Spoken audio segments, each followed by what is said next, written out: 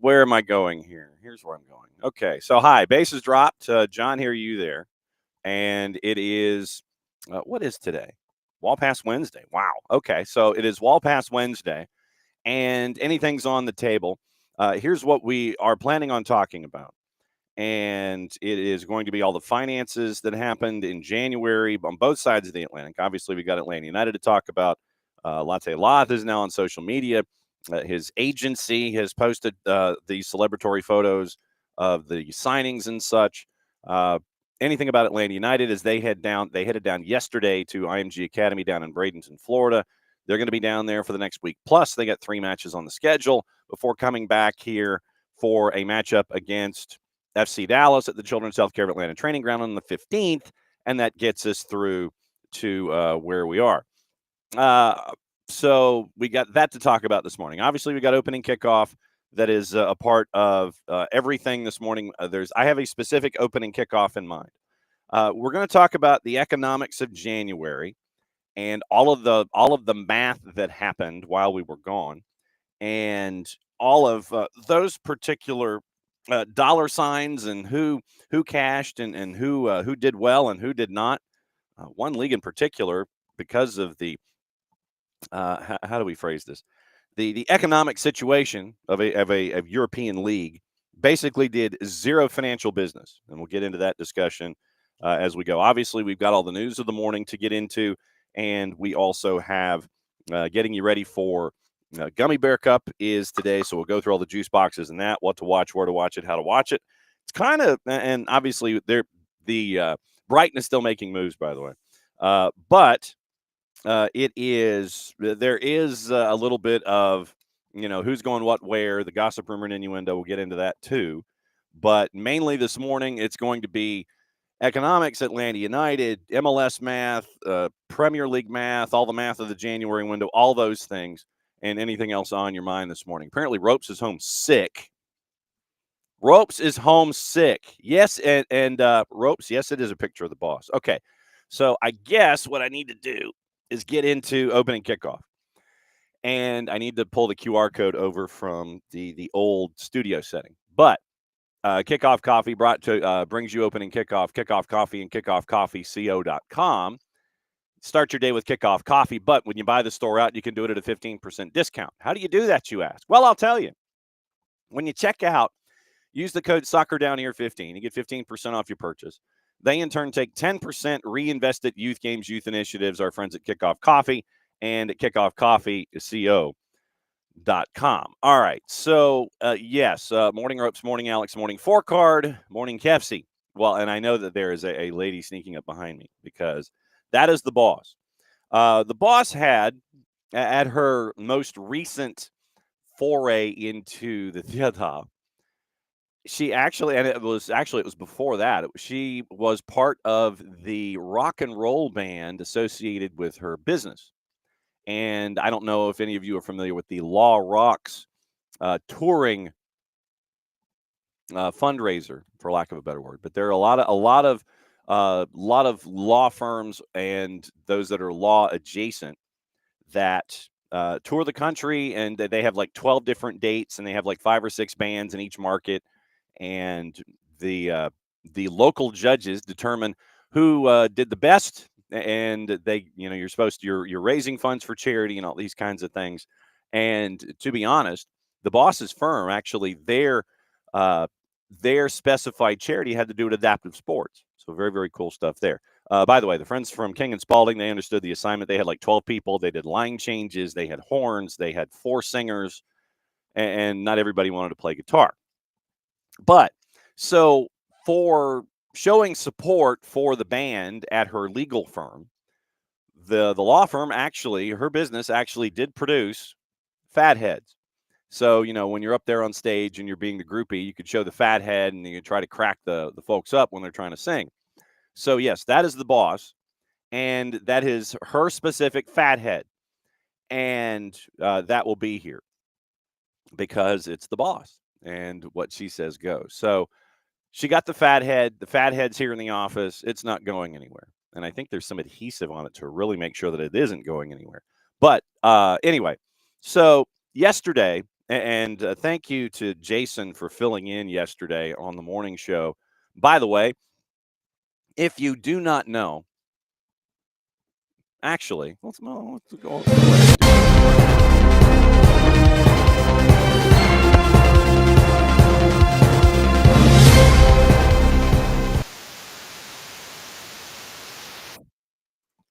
It's his birthday today. That's your breaking news. It's Jason's birthday today. And so if you, however, you reach out to Jason, wish him the happiest of birthdays. Yes, Rope's absolutely true, 23. So reach out to Jason, wish him a happy birthday.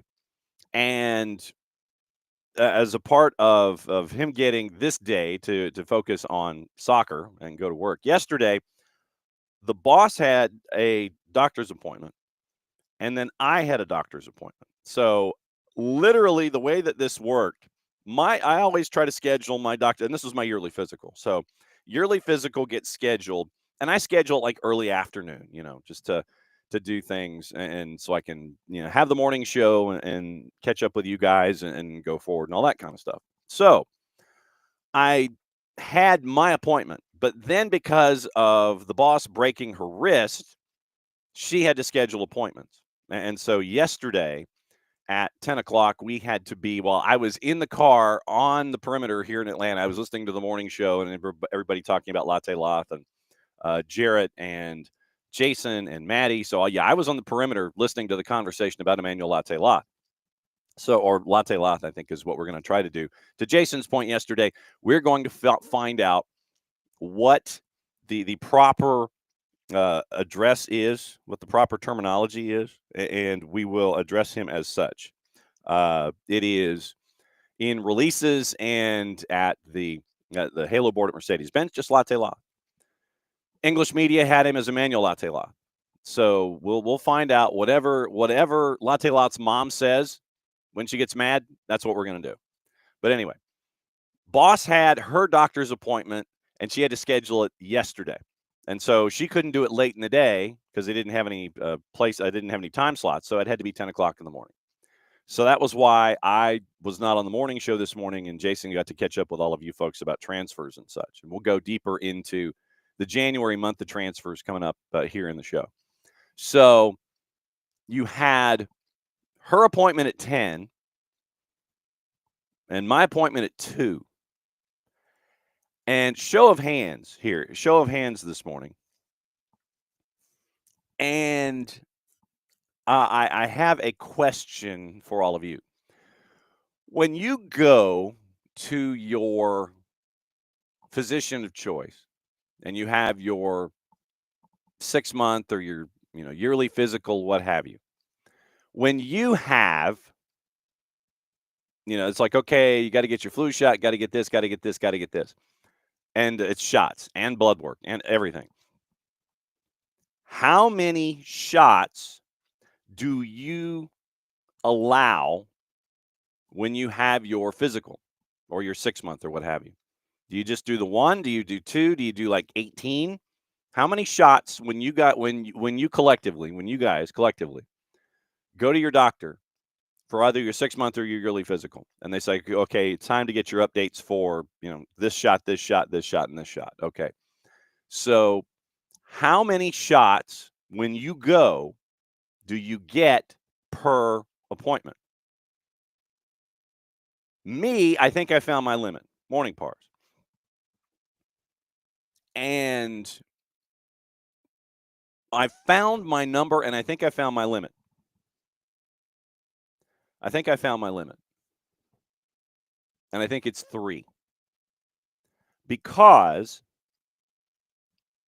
I had a flu shot, cold months allegedly, a pneumonia shot, because now you're seeing the PSAs on television about where folks of a certain vintage are 6 times more susceptible to get pneumonia.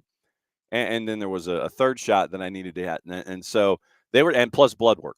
So I had 3 punctures and blood work yesterday. I think that's my limit. Because last night I was hurting. 2 in one arm, and it was up here in the shoulder, in the rotator where they shoot it, and you have problems like lifting your arm, those kinds of things. Literally, it was 2 in one shoulder, 1 in the other shoulder, and then the blood work. That hurts like hell. Still does. I'm just saying that yesterday I think I found my limit. 3 shots plus blood work I think is my limit. But I wanted to see, when it came to you and your doctor's appointments, what your limits were and what you've discovered. Do you go back a week later? Do you go back 2 weeks later and get your other shots that are necessary? Those kinds of things. So for me, I think I found my limit. It's 2 shots, 3 shots, and blood work. So 3 shots and blood work was my limit, and I just wanted to try and compare notes to see if I was in the norm or if I was completely and totally someplace else. So, like I said, that's opening kickoff. Brought to us by our friends at Kickoff Coffee and kickoffcoffeeco.com. And what you can do is you get your day started with Kickoff Coffee and kickoffcoffeeco.com. Don't forget to use the code SoccerDownHere15 when you check out. It's 15% off your purchase. Then they take 10% reinvested into youth games, youth initiatives, stuff that they have earmarked as cool. And our friends at Kickoff Coffee and kickoffcoffeeco.com. Okay, we do have a Tyler update. Tyler traditionally comes in here on Wall Pass Wednesday, hangs out for a lot of hour number 1. When Tyler comes in, you'll see why he's not going to be here for the entire hour today. That's your tease, kids. So that's a tease. Tyler is sending me notes to explain what's going on, and I completely understand. And so I think what we're going to do is we're going to try and get some shopping done for Tyler whenever he pops in. So since I wasn't here yesterday, I wanted to catch up with you guys. I wanted to know what you think about the purchase of $22 million plus add-ons to bring in Latte Lath from Middlesbrough. Deal is done. Signings are done. PSAs are done. Social media has started. And I imagine that Latte Lath is now going to be headed down to Bradenton, and he's just going to, he'll be doing some conditioning before he starts to integrate with the club over the next little bit. So we'll see where he is in all of this. January window for Atlanta United, it was the art of the chase. And so now you are looking at the hype train is definitely out, as it should be, considering the expectations of the window, where it is a 4-2-3-1, and you're looking at and if you missed the article over at soccerdownhere.net, when we caught up with Craig Johns over at the Gazette and Teesside Live, when we got the breakdown from him about Latte Lath, he needs service. He'll get that. That's nothing to worry about. Likes to run. And definitely likes to invest in counter pressure and be pressuring and be annoying and all those kinds of things. And so it checks off all of the boxes when it comes to Latte Lath and what he means to the top for Atlanta United. So those 3 behind him, you're looking at Miranchuk, you're looking at Miggy, you're looking at Saba, then you're looking at your 2, and that could be some combination of Click, Muyumba, Jay Fortune. And then the question I know for you guys is at the back. But I would maintain right now, and when we were in Birmingham, the initial note was 2 to 3 weeks. But once again, it's all relative when it comes to fixing things that need to be cared for, especially at the beginning of a season. Pedro Amador is listed 2 to 3 weeks. So it's 1 to 2 weeks. And you're not going to really rush him because you don't want to sit there and damage something once it's trying to be reintegrated to 100%. So in a perfect world, everyone healthy, here's what you're looking at.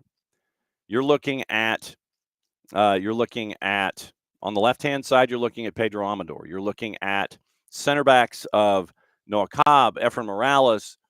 You're looking at Stian Gregerson, Derek Williams, Ronald Hernandez, Matthew Edwards, all of these different things that are in play. So we're going to bring Tyler in, and he has a look on his face in the green room of someone who is feeling suboptimal and is pissed off at humanity. So that can never be bad. So, and just so for those of you who are watching, his appearance is not a reflection of, how do we phrase, activity. Yes. It is not a reflection of activity. There's a reason that Tyler. So now, and this is the thing, is that you have to, you've got to sit there, and you've got to, you got to take it easy. You got to sit there, and you've got to bridge your time. You've got to judge your time. You've got to make sure that everything is the way that it's supposed to be. You've got to sit there and be patient, which I know is not something of your DNA. No. But if you are to make scarves and spikes tonight, you got to like pay attention to what's going on behind the sunglasses, and that's where we are. But this was not something because of activity. This is something physical. And I was explaining, I don't know if you were listening to opening kickoff, but I had my physical yesterday, had my yearly physical. And I was asking folks what their limit is when it comes to being poked, shots and, blood work and the whole schmear. And I think I found my limit yesterday. Oh. 3 shots and blood work. Ooh, yeah. I think that's my limit.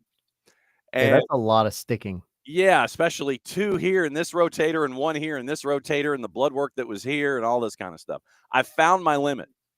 And so my inability to raise my arms past a parallel is not a reflection of activity. It is a reflection of doctors and nurses trying to gain information about my person. Yep. And apparently I'm shrinking in a physical sense. I am now under 5'11". I feel like the Dean Smith basketball teams of the past. 5'10" and 3/4 is how they look. It's like literally 5'10.75. I was like, all right, fine. I guess I'm shrinking, whatever. So yeah, his appearance has nothing to do with choices and all this kind of stuff. So Yeah, this is not a bit, I promise. I'm not like hungover or anything. yes, yeah. See, I didn't want to use those words. I didn't want to say, yeah, dude's ripped to shreds and he's trying to recover. But since you went down that rabbit hole, no, this is something that has occurred overnight, and Tyler is trying his best to multitask, drink his coffee. He's going to believe that there is going to be a fix, so he can not wear the sunglasses tonight for scarves and spikes. Did I get that correct? Yeah, we'll see. I might just be wearing the sunglasses at literally 7:00 tonight. We'll see. I just like my eyes like halfway swollen shut, and I didn't want to come on here looking like the dude. You're not going to get this reference, John. I'm just going to tell you now. But Go for it. Yeah. the like your character in Animal Crossing when he gets stung by a bee. That's what my left eye looks like right now. So to save everybody the pain of having to see me with a weird face, I figured I'd just throw on sunglasses. Yeah, well, and that was my encouragement. It's like, dude, just throw sunglasses. You get to wear sunglasses in a studio in daytime. Yeah. So, everything's in the barn for Atlanta United, and this is how I want to start things with you for as long as you think you can survive here this morning. Everything's in the barn. 22 million plus add-ons. I know that a lot of folks will want to talk about it tonight as well, but it was a summer down under. It is a January window for Atlanta United where they spent more money than probably some La Liga teams and some teams in the Premier League. And so it is now, it's on, as the kids say. This lineup, especially the firepower up top, expectations are high, and so is the level of speed that this team will be operating at offensively, I think. Yeah, I mean, it's you have to be excited. Like, it's one thing to go into each season and be like cautiously optimistic, because I feel like that's what fans have had the past couple of seasons, and rightfully so. Like, you want to go into a season with the new signings that you do have and think like, oh, this is gonna be it. And it's soccer, right? It's sports. You never know. But it does feel like this is the most cohesive squad that Atlanta has had in a long time. And it's not just because Miggy's back and there's like the nostalgia there. But it's like, it's just the combined group. Like we went, go back to last year and we said, Alexei Miranchuk, we see that he's got the talent, but he does need to perform a little bit more, right? For that price tag, for that DP designation and everything else. But it always did kind of feel like, well, he does need guys around him that are going to take a little bit of the load off of him. And Garth even mentioned it when we talked to him the other day. He said, go back to last year and what happened. Anytime that he got on the ball, he's collapsed on by, 3 or 4 guys, and he just has to pass the ball. He just has to move on from it. Mm-hmm. Now you've got guys, Miggy, Latte Lath, we know Saba, who, excuse me, they're gonna help take that load off of him because when you look at Miranchuk, um, you can collapse on him, you can put your attention on him, but then you're leaving a guy named Miguel Almiron running down the side, I've heard of him. and that's a terrible idea. So, I just think, like, as far as the excitement behind the team going into 2025, you have a real reason to legitimately think this is finally the moment that the team turns the corner because it's cohesive. It feels like it has a plan to it. When it comes to some of the other storylines for you, other than all of the purchases in this window, getting them to integrate down in Bradenton, coming back for the matchup against FC Dallas a week before season starts, who else in the first 2 matches have you sat there and went, ooh, I like what I'm seeing here? I have a couple of names in my head. I want to see if they match with yours. I know for me, Noah Cobb is a big one. I feel like Noah Cobb has really not put much of a foot wrong. Yeah. And then I feel like progression, and again, it's 90 minutes of progression, but it's progression. Chankwi, I feel like Chankwi has given maybe the front office a little bit to think about in terms of, do we really need to go out of our way to find another outside back when we have one sitting right here that behind Pedro Amador could learn a lot and could really improve his individual skills. And I mean, we know this from covering the twos and everything else, but like the dude is on like this ridiculous growth curve. Oof. So he could be the guy that you need. Now, that's not to say you don't go out there and look for, like a senior or supplemental type roster addition if you find one that works, but you don't want to, and this is, kind of how Ronnie Dyla put it back in the beginning when he first got here. You don't want to block a guy like Chankwi's development. If he's good enough to play, he's good enough to play. So, those are 2. Luke Brennan, I feel like has done extremely well, just being dynamic. And then I have really liked Cayman Togashi. I think his energy is a little chaotic. It's a little fun. He does kind of what he needs to do to keep center backs off balance, right? He's always moving. Yes.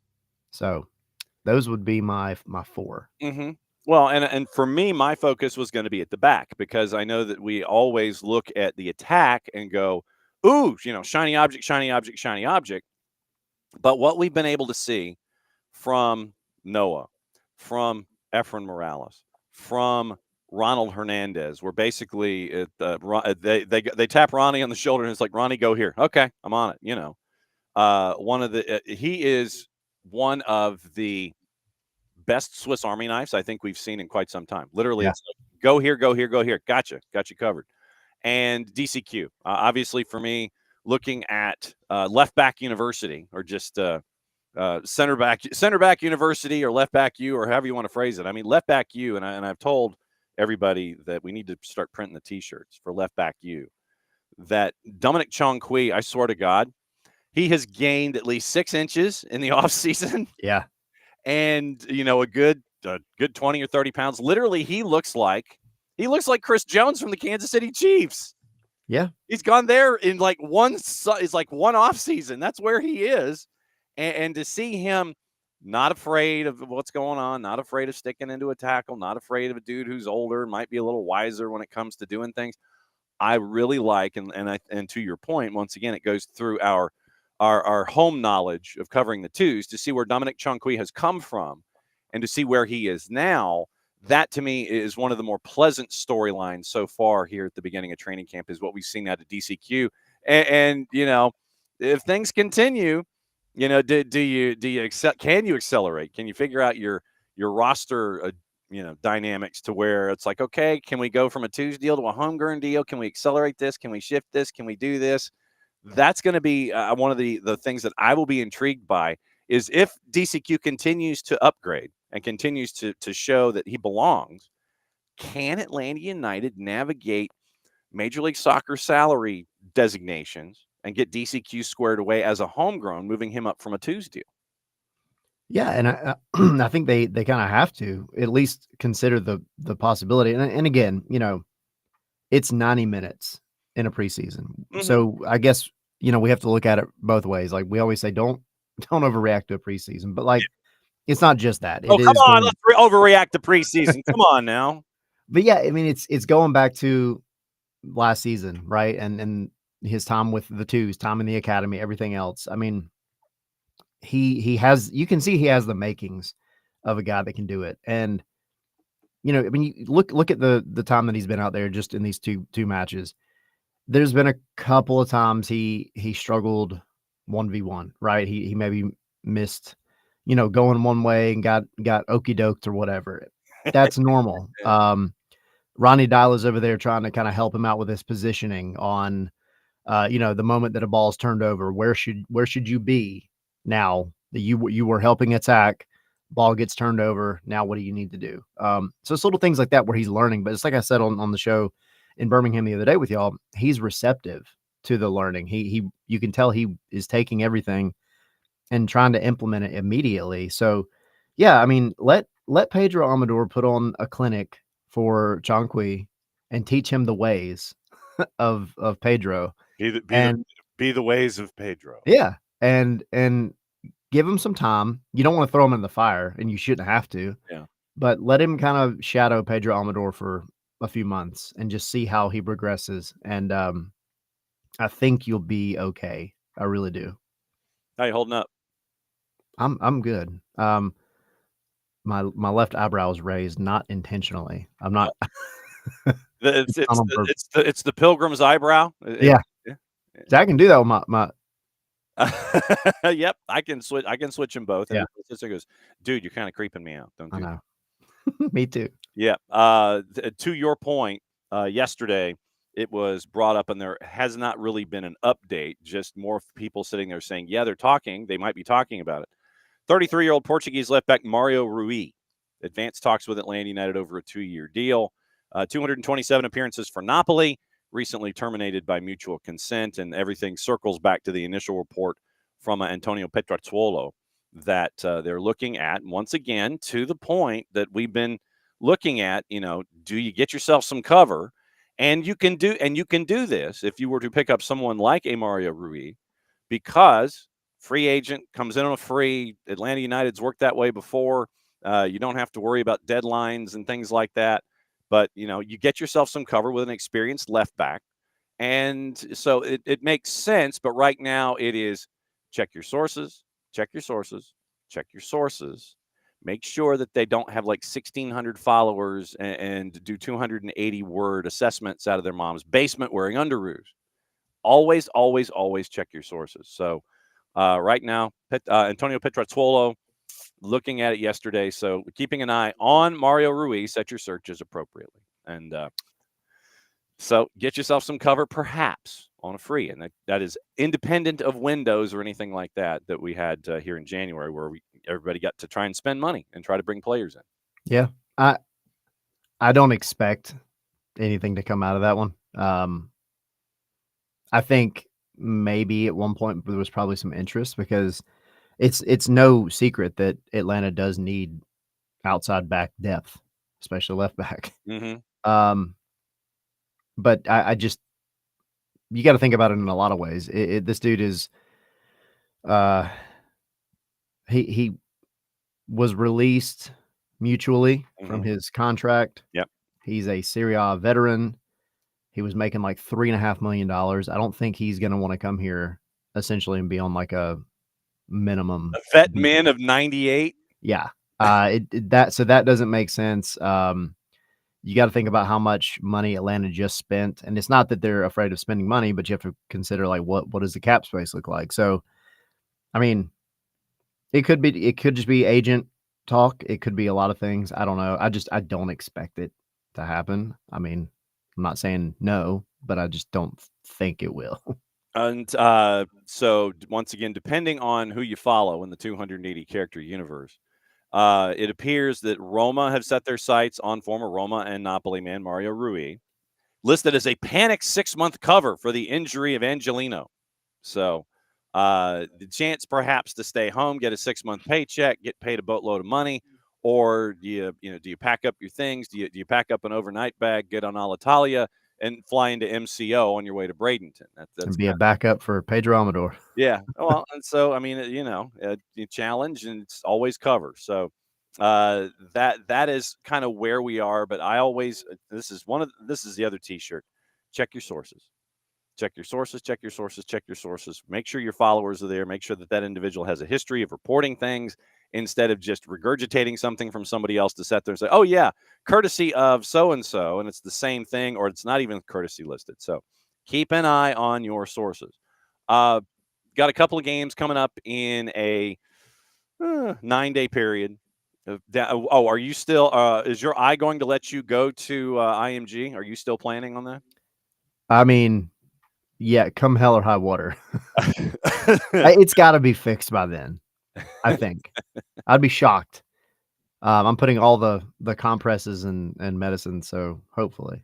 All right. So when you go down to IMG to take a peek at Atlanta United, what are you specifically going to be looking for, looking at, looking with? What are your storylines and what's I mean, and like I said, it could be something completely totally random that the rest of us are sitting there going, "Oh, okay, yeah, I could see that." What are you going to be looking at when you go down there for a preseason training? Well, for the Saturday match, I think the biggest thing is just continued progression because we saw so much between Chattanooga and Birmingham.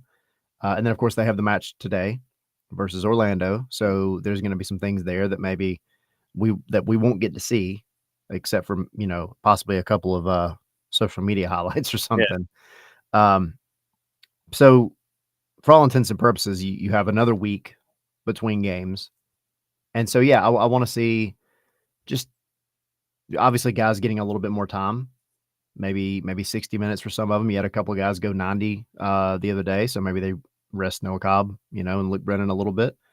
But I mean, I think the biggest thing is just can they carry over the discipline that they showed in some of the match? Can they progress on uh and this was not meant to be a pun, but progressing the ball forward and not backwards. So you don't want them to be passive progressive, is what you're saying. Yeah. Um, because Dyla, that's been one of his kind of funny points of contention in the preseason so far is the amount of passing backwards they do. They don't progress the ball forward enough. And I'm bored. they definitely, yeah, he said he was bored. I mean, they've definitely fixed it a lot in that Birmingham match, but he still said after that it wasn't enough. So just all the concepts that we've talked about so much, like I just want to continue to see it implemented, and I want to see communication, chemistry being built, which I thought we saw more of that too. And then as far if I'm able to see some of training, I would love, Both literally and figuratively. yeah, exactly. Mhm. I would love to see how Miggy is getting kind of involved and just kind of what his presence does for the rest of the team.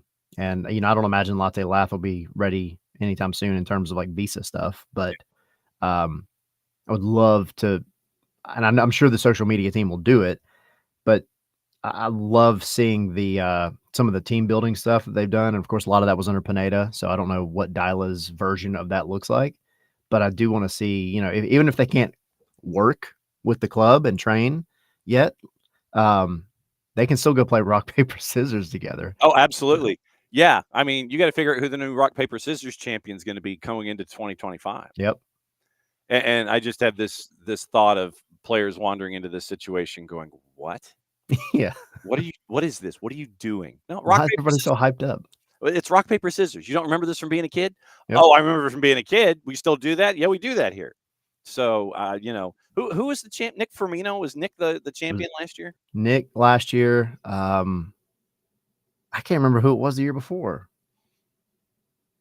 But it will be a new champ with the rock, paper, scissors belt for Atlanta Yeah. United in this case. Yeah. Nick is unfortunately not here to defend his title. Nick is in Lexington, hanging out with Yeah. Lex SC in the USL Championship. So that'll be another one of the good stories. I'm going to call it. I'm gonna. You've been here for about 25 minutes. You're squinting, and you got the people's eyebrow working behind the sunglasses. And I know you got a show tonight. So go ahead and hit the tease. What do folks need to see tonight with scarves and spikes?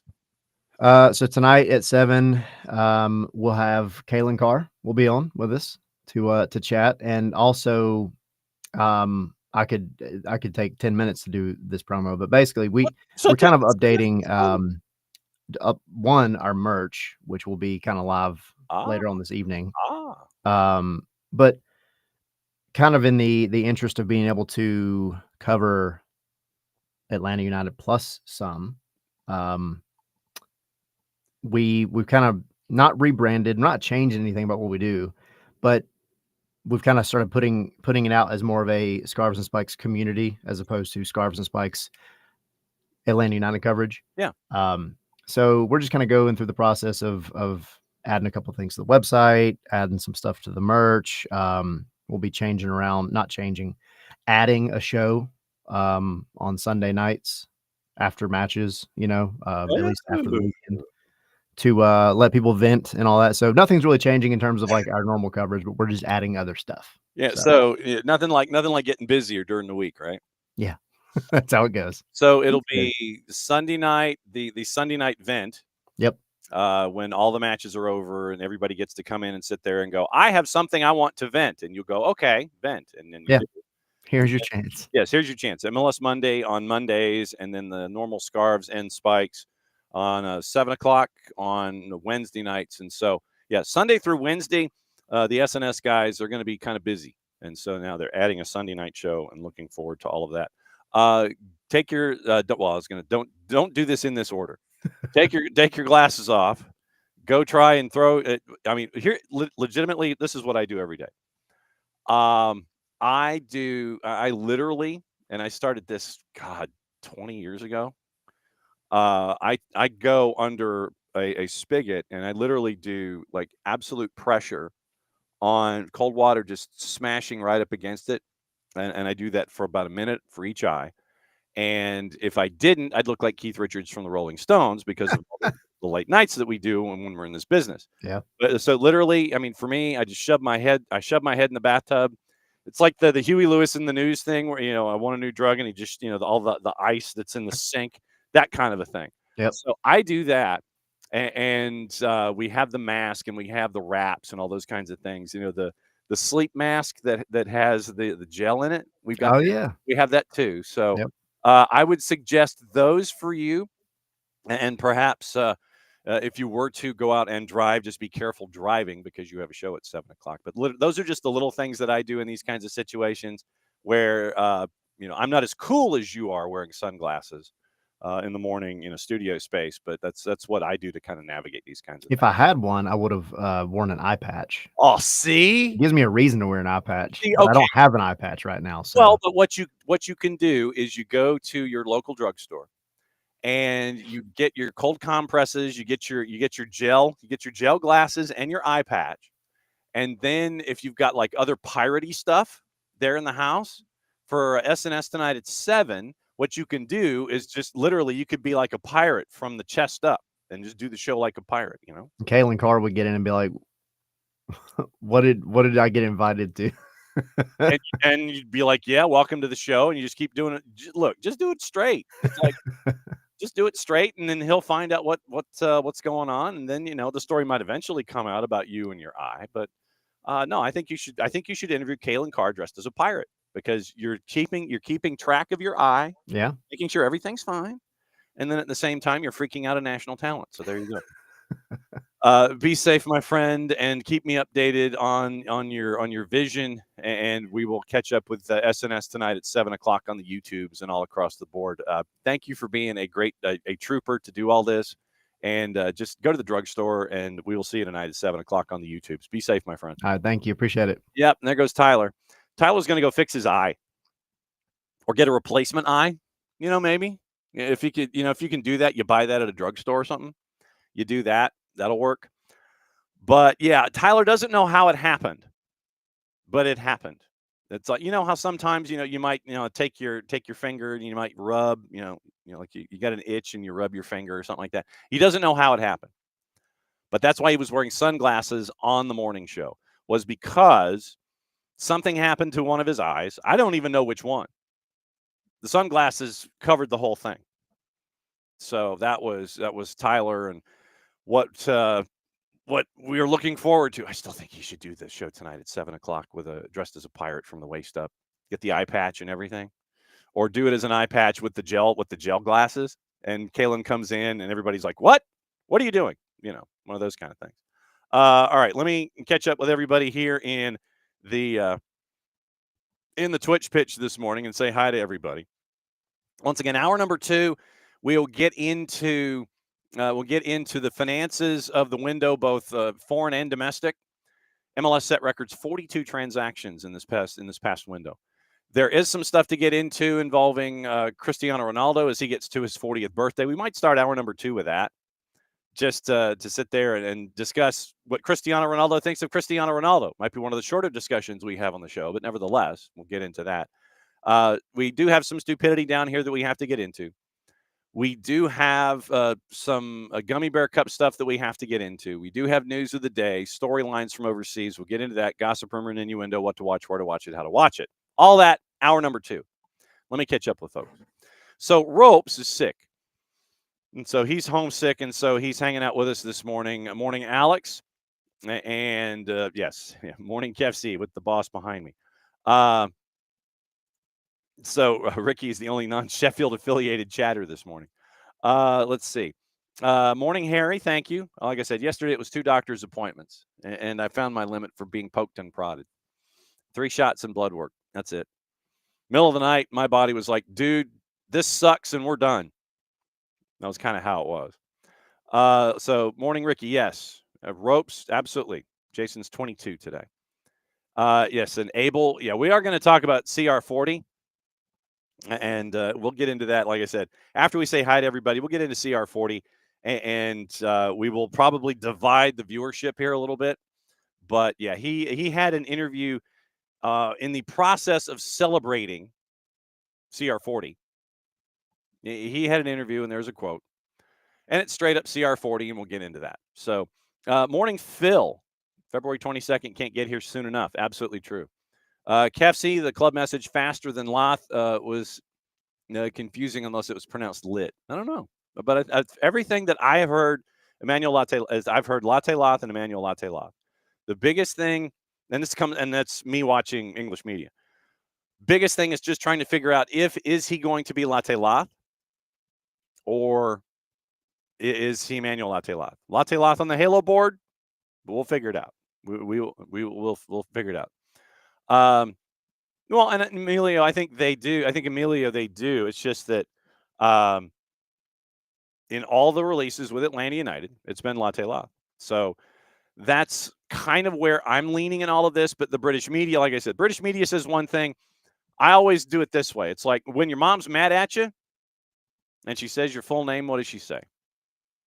So if this was the answer from Latte Lath that it's Latte Lath, then that's where we are. Let's see. Kefsey did the physical thing last week. Probably don't do the shots at the physical, and so Kefsey's limit thinks it's 2.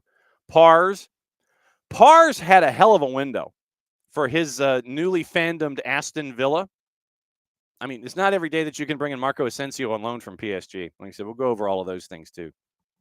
So, yeah, Pars had an absolute massive January window for his newly acquired Aston Villa.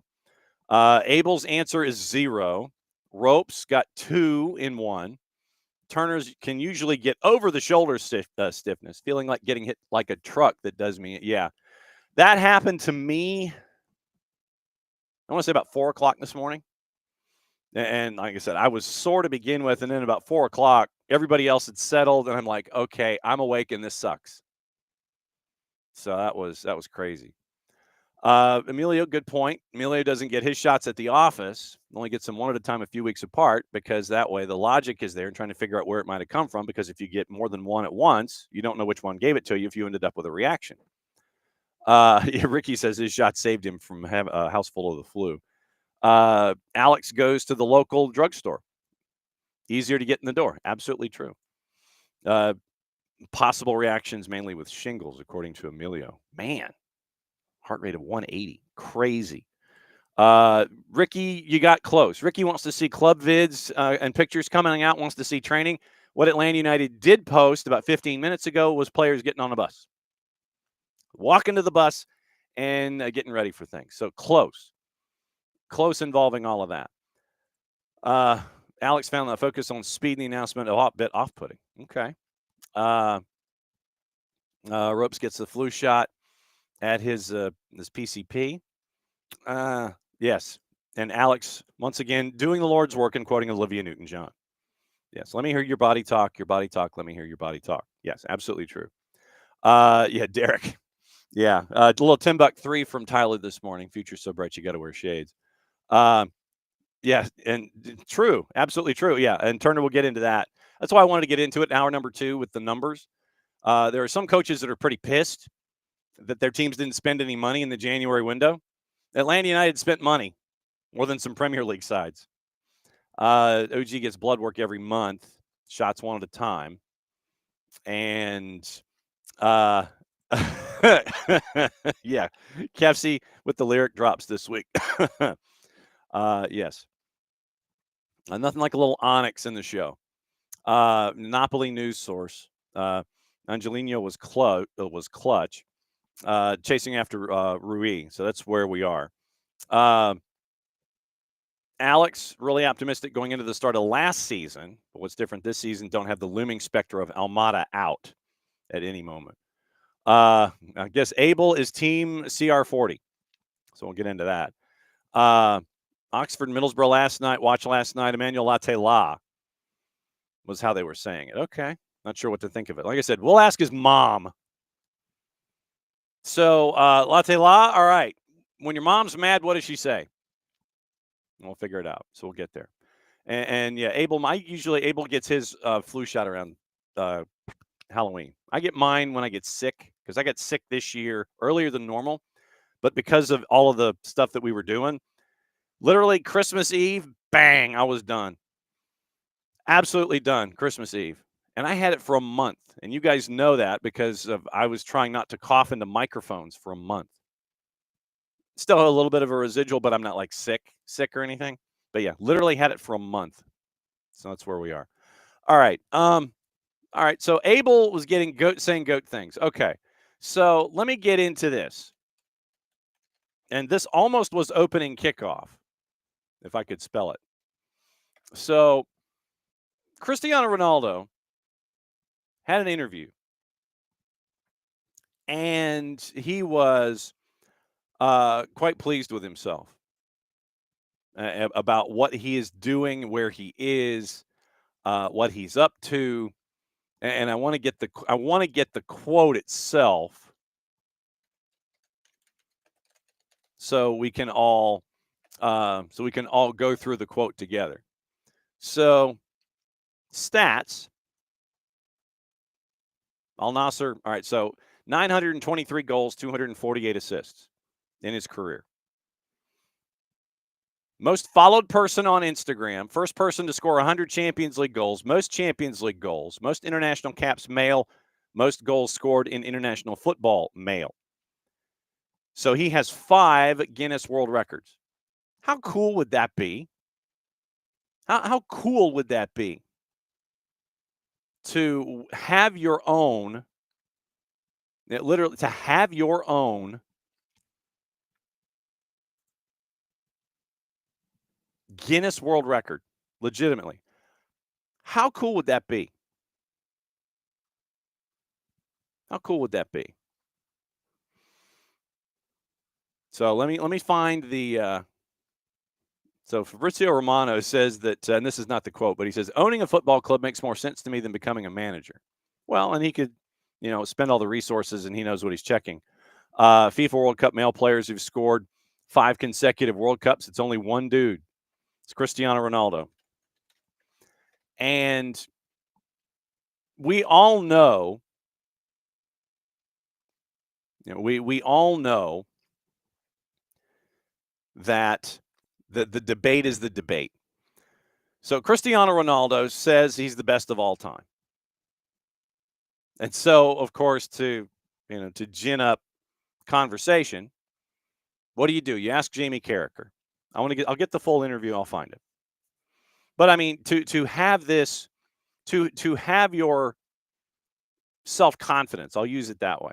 To have this kind of self-confidence, to do what you've been able to do till the age of 40, to devote all the time that you have, to have the 5 Guinness World Records, I get it. You're going to say these things. But then once again, to Ricky's point, whether he's a good or not doesn't take away from a GOAT level resume. So and I know this will shock you, but I'm Team Messi in all this. Messi or Ronaldo, I'm Messi. Jamie Carragher says this.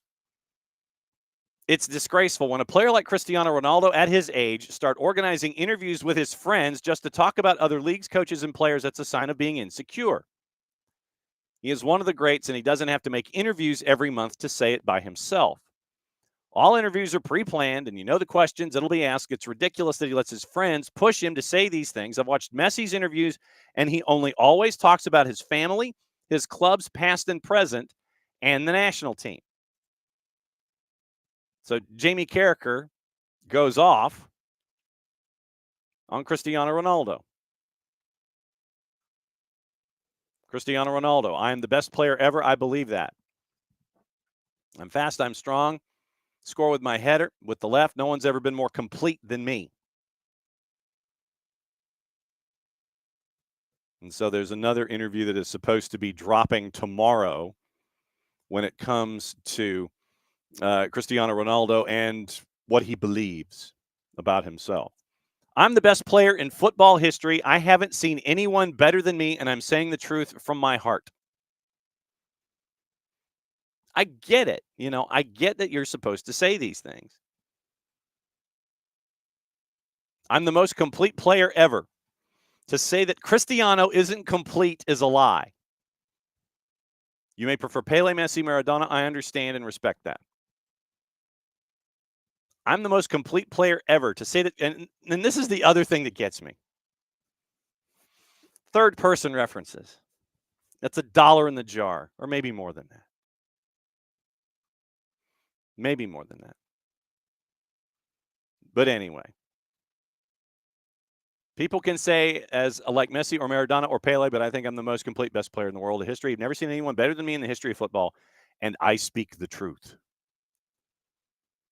But once again, you are going to say things like this. You absolutely are going to say things like this. This is nothing new. The best in sports history during an interview with Spanish television. Let me get more of the quotes here. Ronaldo rejects comparisons with Messi, stating stats support his claim as football's most complete player. With La Sexta, we got those quotes that we already mentioned. 5-time Ballon d'Or, Manchester United, Real Madrid, Juve. Latest goal, record-breaking 923 goals. Who's the best goal scorer in history? It's about numbers, full stop. I was looking the other day, and despite not being left-footed, swipe, I'm among the top 10 left-footed goal scorers in history, along with my head, my right foot, and penalties. Tops Forbes 2024 list off-the-field earnings reaching $60 million. 850 goals for Messi, 73 behind Ronaldo, who has 923.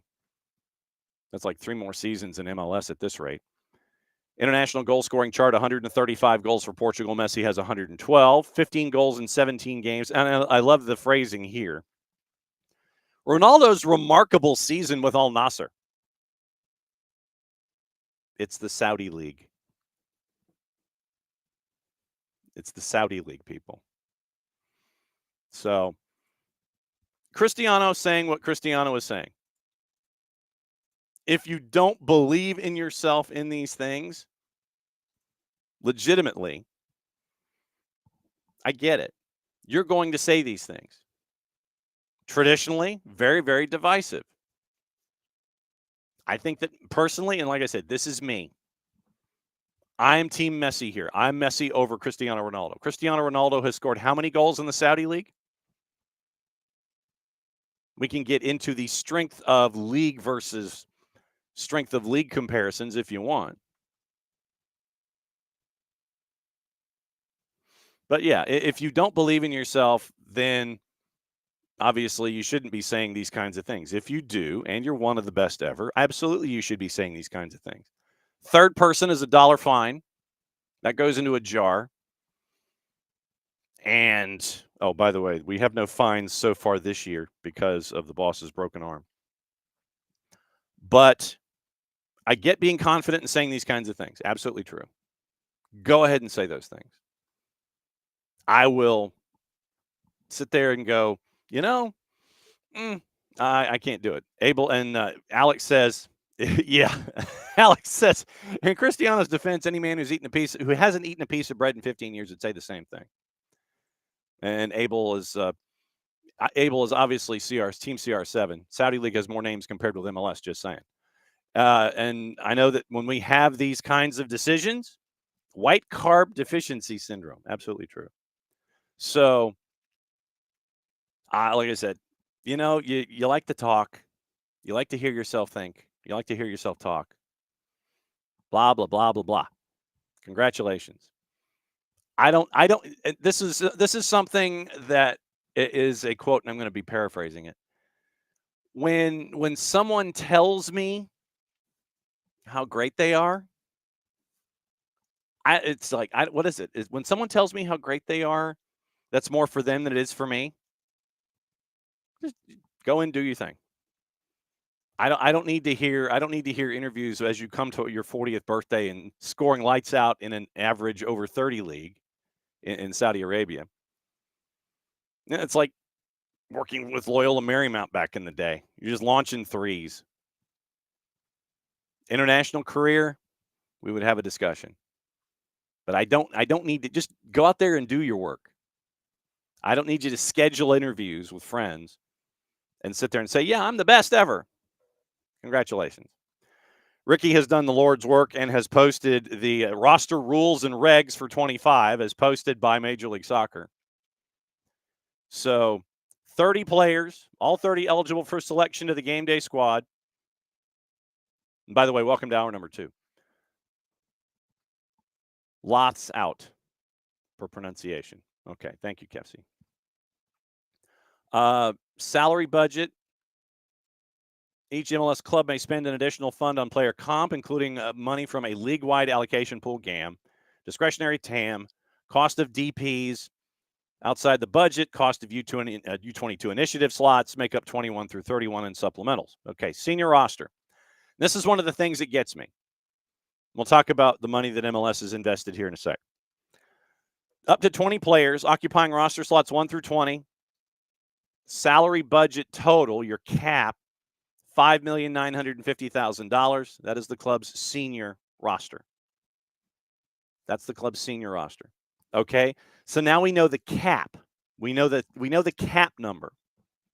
What we don't know, and what I wish we would know over time, is legitimately where teams are up against the cap. You're getting into windows, you're getting up to deadlines. Where are teams as they get up against the cap?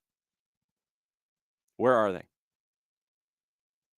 So the cap number in Major League Soccer here for 2025, $5,950,000.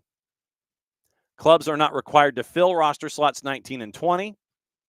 Can spread their entire salary budget across 18 senior roster players. Minimum salary budget charge goes up against the salary budget for unfilled senior roster slots below 18. Club may have no more than 20 players on the senior roster, subject to season-ending injury, injured list, and loan exceptions. Maximum salary budget charge for a single player, $743,750. So Messi in the framework, pick your favorite DP, Miggy, whomever, pay him whatever you want, but the budget charge this year is $743,750. So be doing your math appropriately. $743,750 is the number that you're staring at. Supplemental is 21 through 31.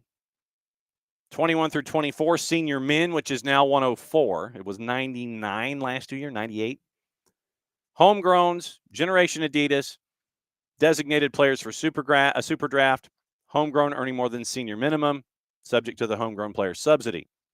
21 through 24 must be paid a base that is at least $104,000. There will be a test on this later on. 25 through 30, reserve men, 80,622. That's up from 74, I want to say. Homegrown players, all that. So, reserve minimum salary, like the rookie men in the NBA, they have to be 24 years or younger. You can't fill the younger players with senior minimum salaries. Reserve minimum salaries have to be reserve minimum, seniors have to be seniors. So you can't pay a dude 104, or you can't have him as a senior reserve and pay him the rookie men. You can't do that. Senior players have to get senior men, rookie men get rookie men. There's no crossover. 25 through 30 have to be paid that base of $80,622. Slot 31, filled a season-long loan to a lower division club, 24 years or less. Ineligible to compete in MLS competitions except for as a short-term call-up, and therefore shall not count against the club's international limit. You got to get everybody in the door by February 21st at 8 o'clock. So you got to find out what your 30 is, have that squared away by February 21st. Roster freeze date is September 12. Can't be changed. Registration windows January 31st through April 23rd, and then you have the month from July to August, the 24th through the 21st. And then also you have your definitions, domestics, internationals, homegrowns, all that. So I would mark this page and sit there and go, okay, here's how my team can sit there and navigate everything, and use this as your reference point going back this season. This is the rules and regs for 2025. Bookmark this page.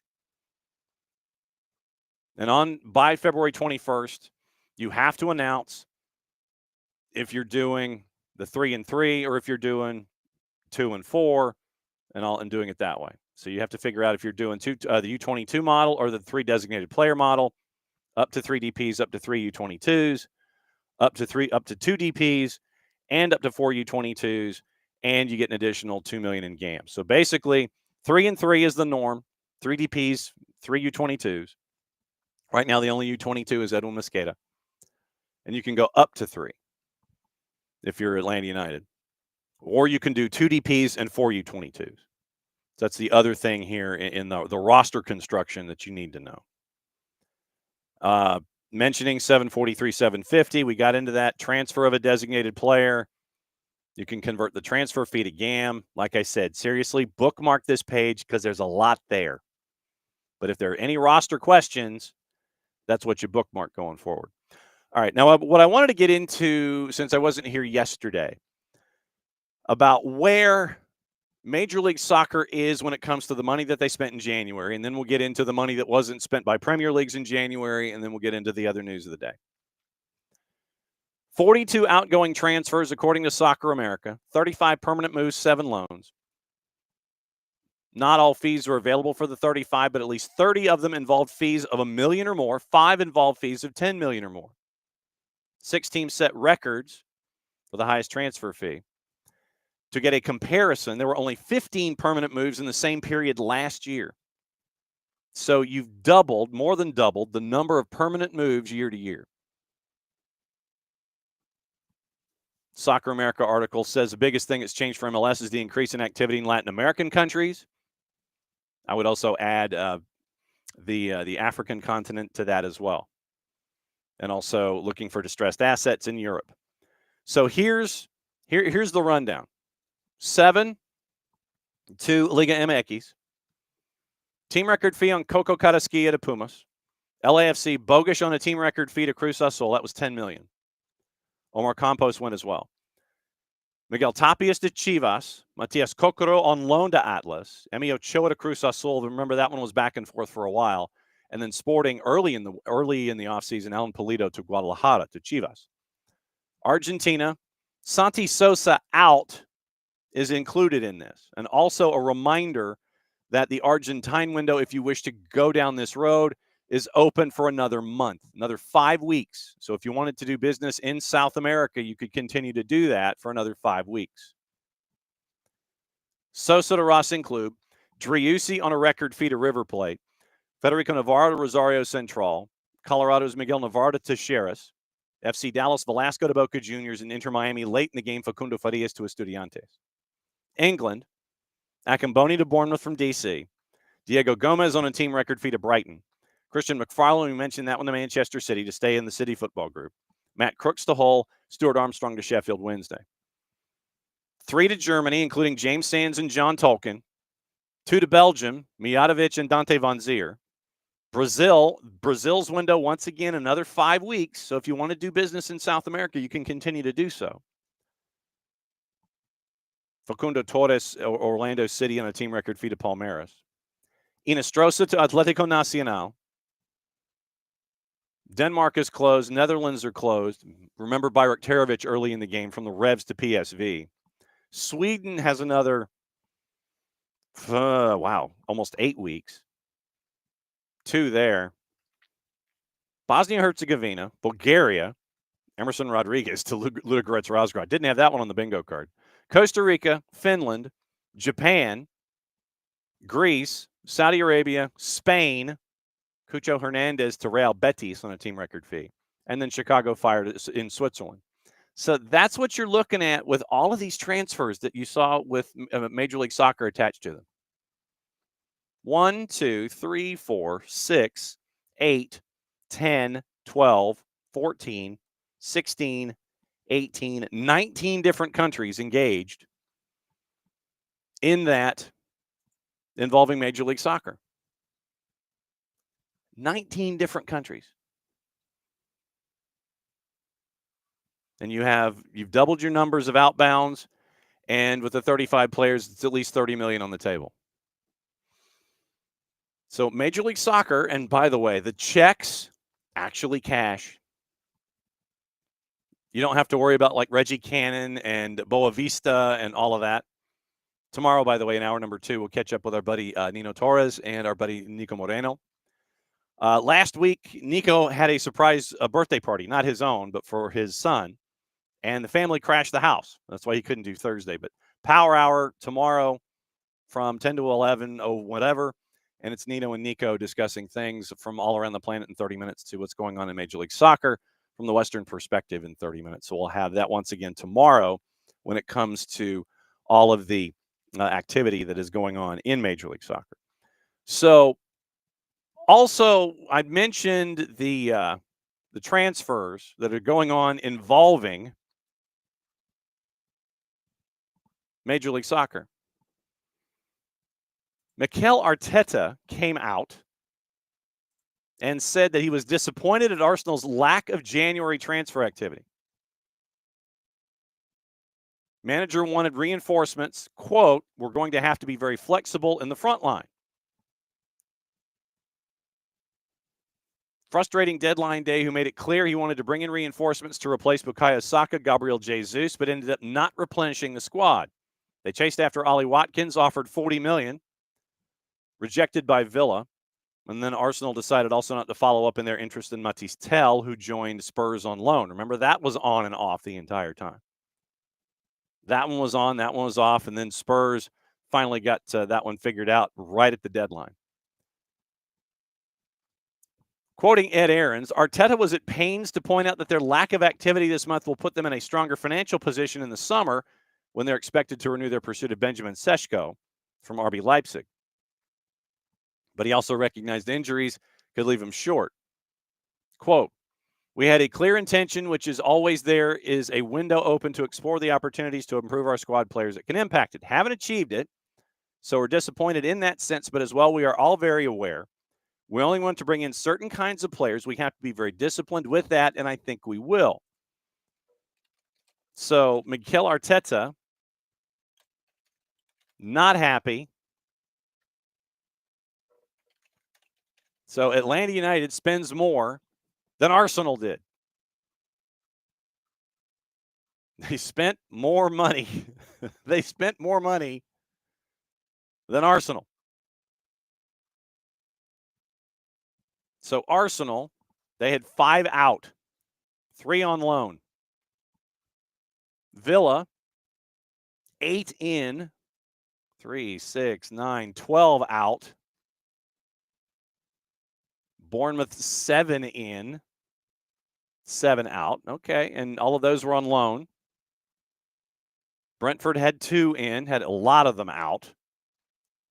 3, 6, 9, 11 out.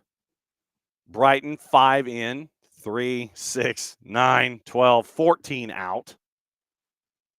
Chelsea had 4 loan recalls. Slanina, Anselmino, Travis Chalobah, and Fofana out. Handful of loans. 3, 6, 9, 12, 15 out 15 out, some on loan.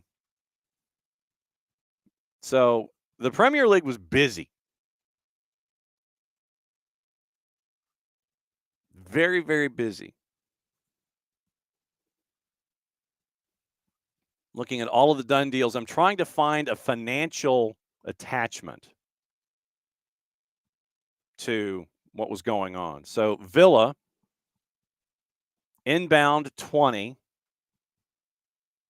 outbound 94. Most of that was with Jean Duran. Getting 94 in, or getting 90 in, 20 out. Bournemouth doing well, 8.1 in, and they had a bunch of loan dudes. Brighton brings in Cashin and Gomez for 20. Sold 20, and they they bought 20 and sold for 3.2. Chelsea sent Casade out for 12.5. So technically, Chelsea ended up with a financial plus in this window. I'm trying to sit here and see what was looking at in all of these. Ipswich with Philogene spending money, spent 24. Leicester got more money coming in, didn't get anybody in themselves, but had a lot of loan dudes out. Manchester City spent 180 million pounds. Echeverry, Husinov, Reese, Marmouche, and Nico Gonzalez at the deadline. 180 million pounds. Dorgu in for Manchester United, out loans. No one in for Newcastle, out 4 loans. 5 loans out for Nottingham Forest. Southampton trying to get some loans done both ways. Spurs, Kinski in, 12.5. Bunch of loans otherwise. Wolves had to spend some money. 42 in and 2 out, 2 players out with no numbers attached. So you look at those numbers. And Atlanta United, as we roll back to the beginning of the thought, Atlanta United spent more money than a boatload of Premier League sides in the January window. And I understand, yes, it's going to be the beginning of the season and everything when it comes to what you're chasing after. But Atlanta United not messing around. And right now you're looking at what? Latte Lath, Saba, Miggy, Miranchuk. You're looking at a midfield 2, some combination of Click, Sleesh, Fortune, Muyamba. Then 4 at the back, when you will have support coming from a 6. Bart will drop back. Jay will drop back. I'll do that math in Emilio in a second. Emilio's wanting to know who the next biggest spender was after Manchester City. We'll do that math in a second. Then, once again, and this is why we got into the discussion with Tyler as a bit of a reminder of things, that the back line at the moment, outside of what you're looking at, some combination of Amador, maybe Dominic Chongqui, Ronald Hernandez, Matthew Edwards, Steon Gregerson, Derek Williams, Luis Abram, Noah Cobb, Efren Morales. I'm cool with that. I'm legitimately cool with that. I absolutely am. So Atlanta United does a whole lot of work, and you end up with what you're staring at involving money that you're spending. I know a lot of us follow Premier League clubs, and right now, Right now, Atlanta United spending a lot of the Premier League clubs. No ins for Arsenal, 26 for Villa. So let's see. So 8.5 for Bournemouth. Nothing for Brentford, just loans. Simas, Diego Gomez, so 20.3, 41.6 for Brighton. 41.6 for Brighton seems to be at the moment. 41.6, right in line with Atlanta United. One player for 3. Liverpool made no movement. We know about Manchester City. Manchester United, 26.92 with Dorgu and Aiden Heaven. Newcastle, no one in. Forest, a loan deal in. Southampton, one deal at 4.27. Spurs at 16.5. West Ham with 2 loans. Wolves at 17. So is it Brighton at 41? Brighton at 41. I think that was the number 2 in the window. So if you were to compare what's going on, Atlanta United would have been number 2 in spending in the or close to it. I think number 2 in spending in the Premier League in the January window. But the expectations are ridiculously high now. Ridiculously high. I mean, if you look at things, and I know that I have a Philadelphia Union, how do I phrase this? Tangent coming at some point. When we start looking at teams and we start looking at players and such, and look at the approach for right now in the Eastern Conference, if you were to look with what Atlanta United did in the window, here's your question. Here's your question for you. Where would you put them right now? Where would you put them right now? In the Eastern Conference. And we do have some news out of the NWSL that we'll get into coming up in a second. Where would you put them in the Eastern Conference? I know obviously everybody's going to sit there and go, well, yeah, Messi and friends are one. I get that. That's fine. Right now, all things being equal, where would you have Atlanta United? Where? Let's look at the finish from last year. Columbus. You want to talk about questions. Columbus has questions right now. What are you going to do after Cucho has gone to Real Betis? What are the conversations like with Isatal and Wilfred Nancy about your replacement for Cucho Hernandez to fit into that system? Right now, you're either going to have to do something in league, which might mean going to Portland and maybe getting Evander. And this is me just thinking out loud. I have no background and no thought, no idea that this is going to happen. I'm trying to list alternatives for Columbus right now. January window closed. You can't do anything in Europe. You can do some things in South America, in most countries in Europe. You can go to the occasional country. You can go to, I think, Saudi Arabia for another month or so, too. Where do you have Columbus? Is Columbus still the number 2? What do you have with Cincinnati? Cincinnati with all the chaos going on there. What do you think about Cincinnati? What do you think about Orlando? I saw one poll that legitimately had Atlanta 4th. I think it was 4th. And they legitimately had Charlotte ahead of them in the mock-up of what this one individual said for the Eastern Conference. It was Messi and friends, Columbus, Charlotte, Atlanta United. 1, 2, 3, 4. That was this one individual, this one pundit who posted something, and I looked at that and I'm like, really? Okay. That was an interesting poll. So after I put my drink back down on the table, Orlando, I think Atlanta's better than Orlando. Like I said, once again, this is all on paper. This is not, going out there and playing and having context or anything like that. This legitimately is right now with Atlanta United in Central Florida. Bradenton is Central Florida, I think. Doing their thing at IMG Academy. 3 matches before they come back here on the 15th to wrap up preseason. Where do you have Atlanta United right now? Miami, yeah. Columbus, yeah, but I've got concerns about filling in spots. Cincinnati,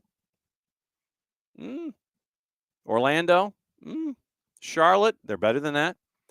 NYC,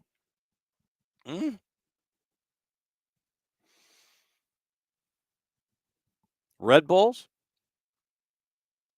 Montreal, and Atlanta.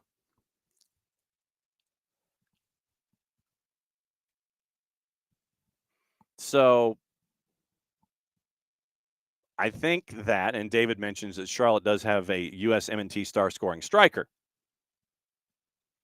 And they also have Wolf Zaha.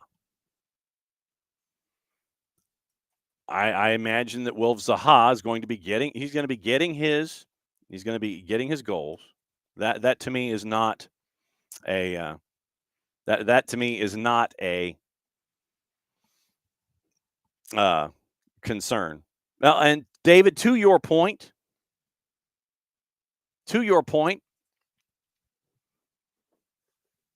mentioning the USMNT star scoring striker and Patrick Adjumong, Charlotte turned down offers for Patrick Adjumong. People were knocking on the door. They're like, "Hey, what's it gonna take?" Charlotte shut that down. Although for me, quoting $1 Million Man Ted DiBiase, everybody has a price. But you have Patrick Adjumong, you have Latte Lath, you've got Wolf Zaha, Pep Biel. Pieces are there, but I think Atlanta United has better pieces. But back to Adjumong here. We've had the chance to see Patrick Adjumong be a problem, along with folks like Tavares. Yuri Tavares and Patrick Adjumong for Crown Legacy were problems.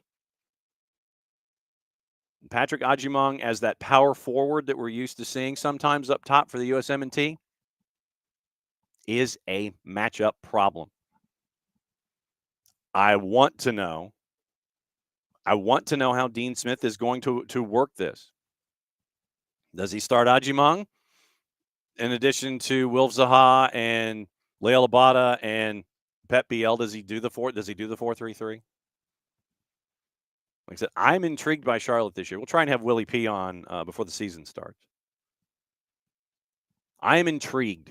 Ricky says, Bogert says that he is going to be at Atlanta and Charlotte. So we'll see. But Charlotte intrigues me. Charlotte absolutely intrigues me with who they've picked up. Montreal, it seems like Joey Saputo wants to sell the club. And there is a real concern across the board about Canadian teams in Major League Soccer right now. With Vancouver up for sale, there is a concern in Vancouver that the team will move. Toronto, Toronto will be there, although that there are folks, and in full disclosure, I do some talk shows north of the border, and we have our friend James Sharman and his outfit. As they get closer to the season, we'll have James on to talk about everything going on in Toronto and specifically what's going on in Canada and Major League Soccer. Robin Fraser, the head coach, remember, for Toronto FC, replacing John Herdman. Toronto seemingly in one of those ins and outs kind of things where you're trying to figure out, okay, you're there, and who's going to be here and how long are you going to be here? And it has to do with a lot of big names. Once again, Toronto intrigues me just because of everybody that they're throwing out there. The island of misfit offense, trying to figure out what to do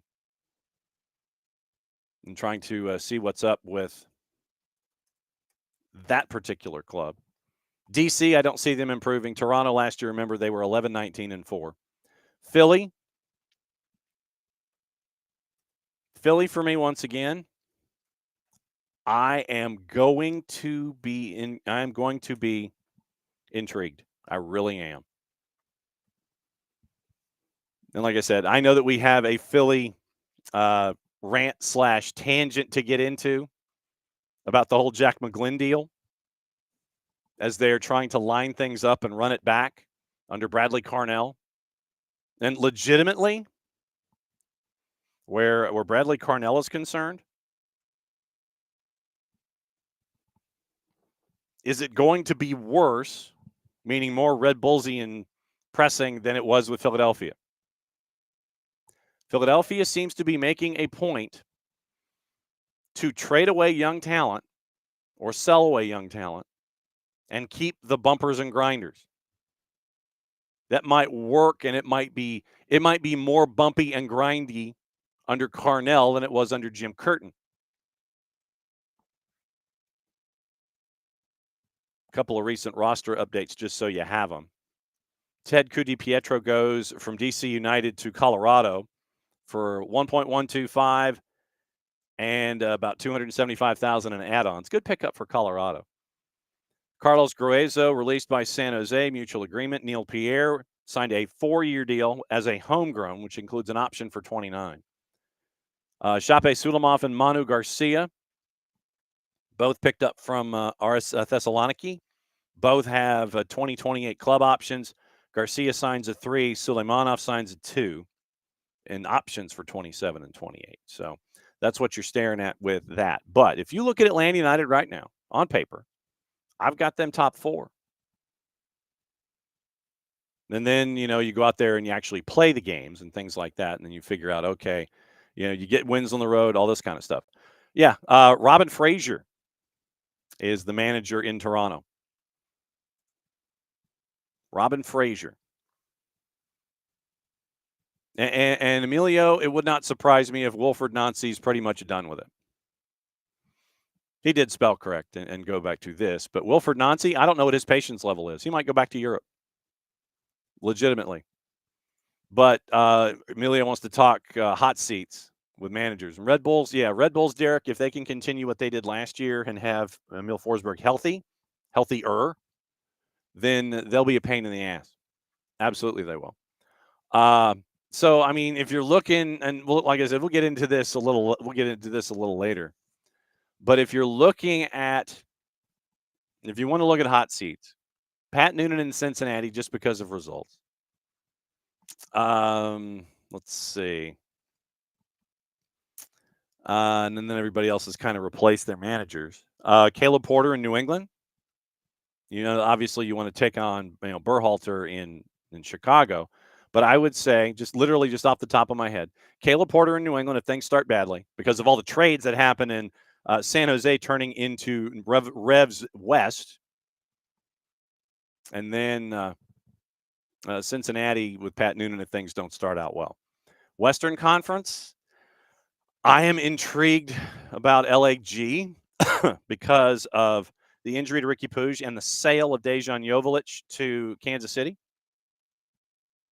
I am intrigued. I want to see what they do with that money as they try to figure it out. Are they in the Evander sweepstakes? You never know.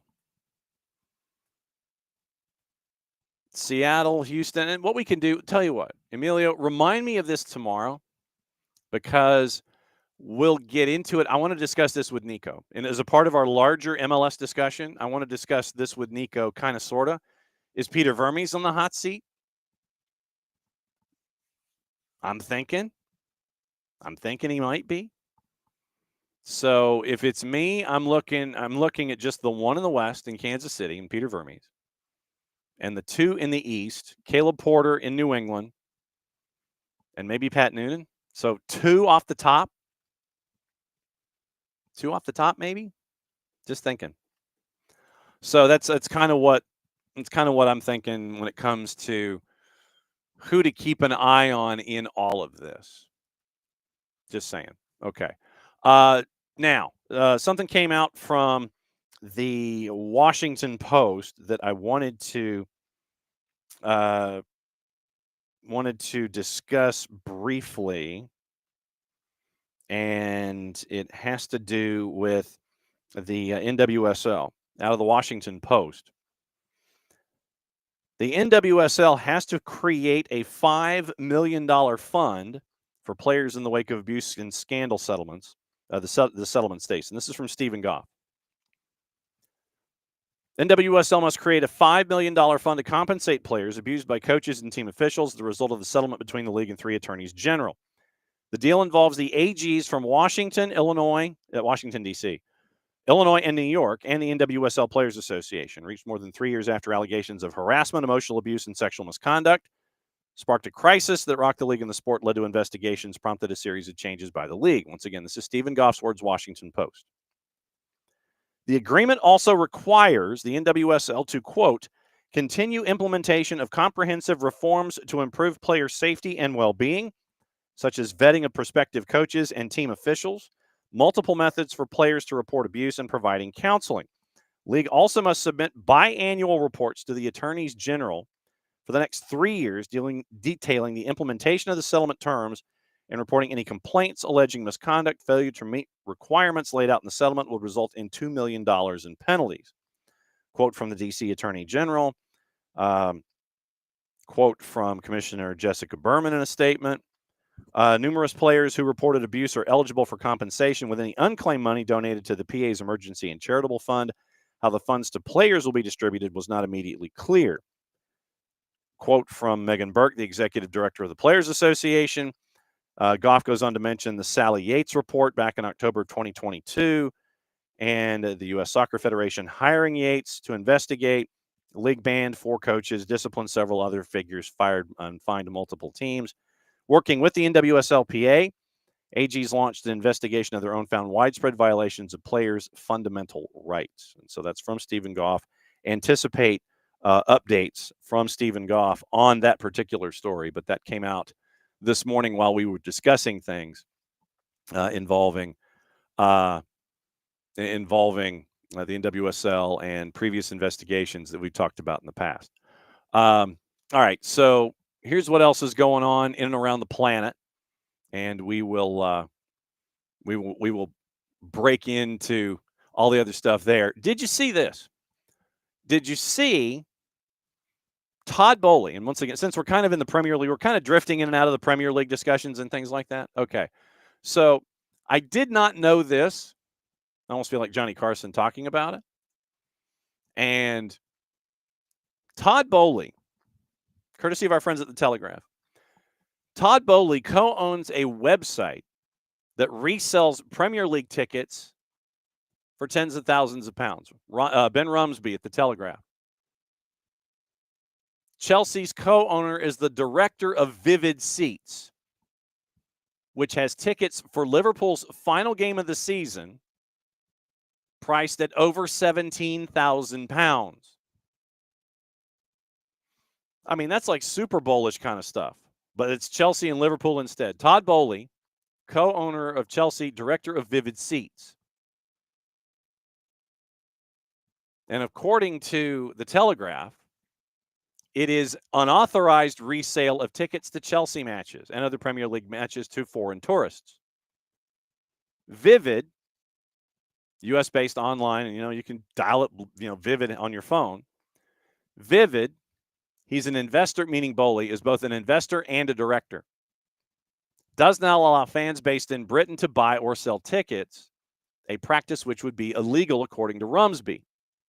It does, however, permit foreign-based users to put tickets up to tens of thousands of pounds, on which it charges a 10% commission and a service fee reported to run from 20 to 40% of the original ticket price. I mean, we're used to seeing this on this side of the planet.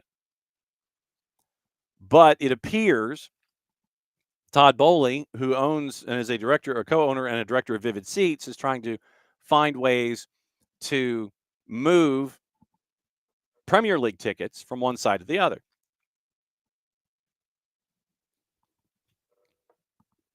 Article continues by Rumsby.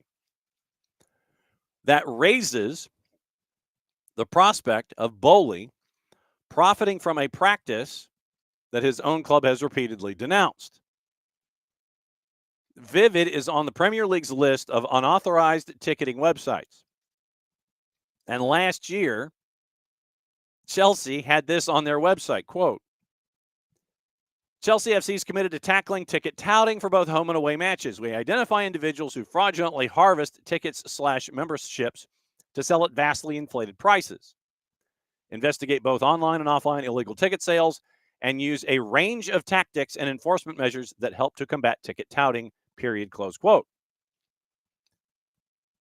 Vivid's website states that to sell a ticket on its platform, the event must take place in the U.S. and you must reside in the U.S., refuse to answer questions as to how it was listing Premier League matches. So let's go to Vivid Seats real quick. Let's go to Vivid Seats. So Vivid Seats, ticket resale company, according to the Googles. All right, so sports tickets. They got FIFA World Cup in here. That's a part of it.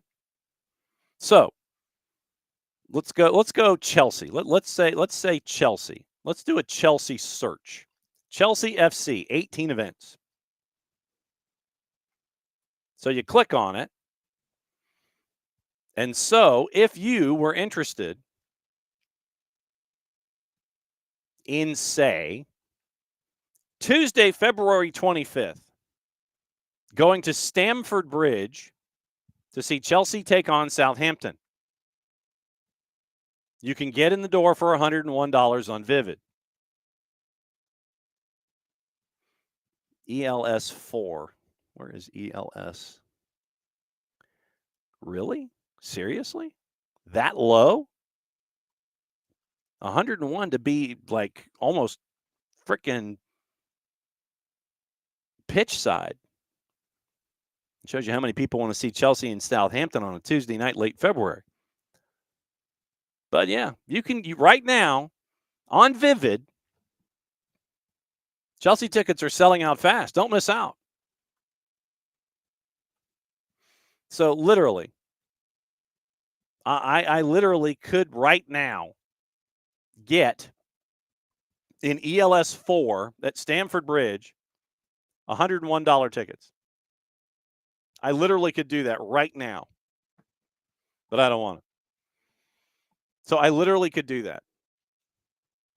So Vivid is on the Premier League's list of unauthorized ticket websites. We just found out that you can get tickets to the Southampton game on the 25th for $101 on Vivid's website. Chelsea posted that they're committed to tackling ticket touting. Say that 10 times fast. The event must take place in the United States. Last time I checked, Stamford Bridge is not in the United States. Must reside in the United States. That I can do. Premier League's websites urges fans to exercise extreme caution, in quotation marks, when dealing with unauthorized ticketing websites, with the threat of anyone who buys through one being denied entry to a game or being duped by counterfeiters. Chelsea supporters are hot. Rumsby went to go and catch up with a couple of them. And much like what we just did, Rumsby went on Vivid Seats' website. There are tickets. All right, so Southampton. I understand Southampton. All right, so let's keep going here. Let's keep going. Let's take a peek. All right, so let's go down to the end of the schedule. FIFA World Cup. Forest. So Chelsea, Manchester United, Sunday, May 18th. Okay. Chelsea, Liverpool, Saturday, May 3. It's one of the 10 o'clockers. Clicked on it where it said find tickets. Get in price, understandably so, $736 for the short side upper deck. Just basically get in, $736. Go all the way down to the bottom, $2,100, $2,600. The manager's bar, the Harris Suite, Cannonville Suites, Longside lower tier. Looks like that might be the last one. So the Cannonville Suite, these are suites that you can apparently buy by clicking on Vivid. Literally, you can click on Vivid right now and get tickets to Chelsea and Liverpool in a suite for $7,100 each. But you literally can do this.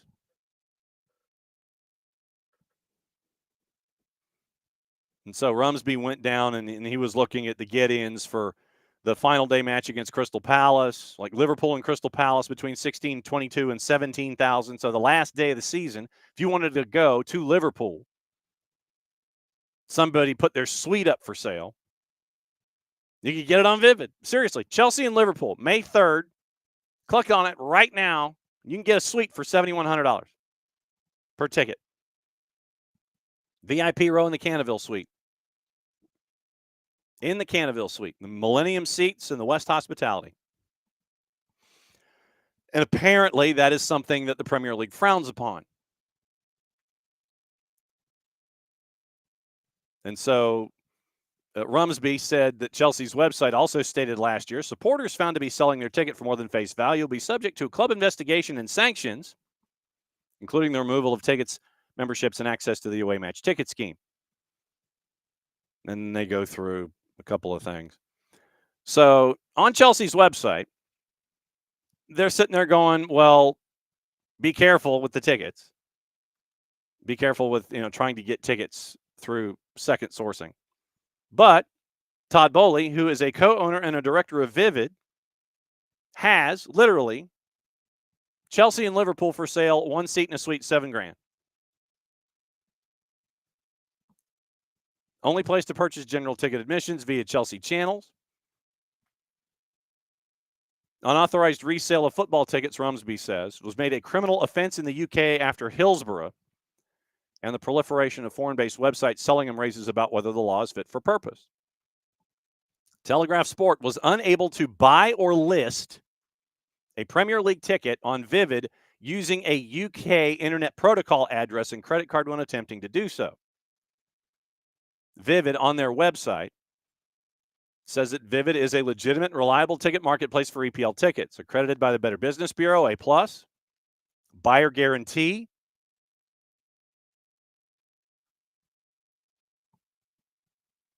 Once again, Vivid doesn't set pricing because it's a secondary market, and you just kind of go in. And by the way, the boss last night had tickets to Auburn and Oklahoma. She profited going through the secondary market. Vivid Seats in Chelsea have a long-standing and respectful partnership, publicly announced in 2023, where we partnered with Chelsea on their first ever Premier League preseason tournament in the United States. Okay, cool. That's in the U.S. Policy restricts the sale of EPL tickets from UK sellers. Can confirm that we do not have any UK sellers listing EPL inventory on our marketplace. Additionally, Vivid does not and has never directly marketed or advertised Premier League tickets to UK customers.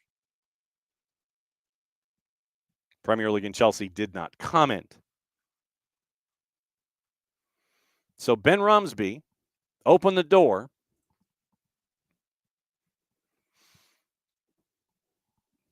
and you, on this side of the Atlantic, can purchase tickets to Chelsea matches at Stamford Bridge through a business that Todd Bowley is a co-owner and a director, even though you're not supposed to be able to do that, allegedly. So, yeah, if you want to go to Liverpool, you can be in the Cannonville Suite, $7,100 apiece. But apparently, according to Ben Rumsby at the Telegraph, that is a gigantic no-no of gigantic proportions. So Ben Rumsby's a very busy man.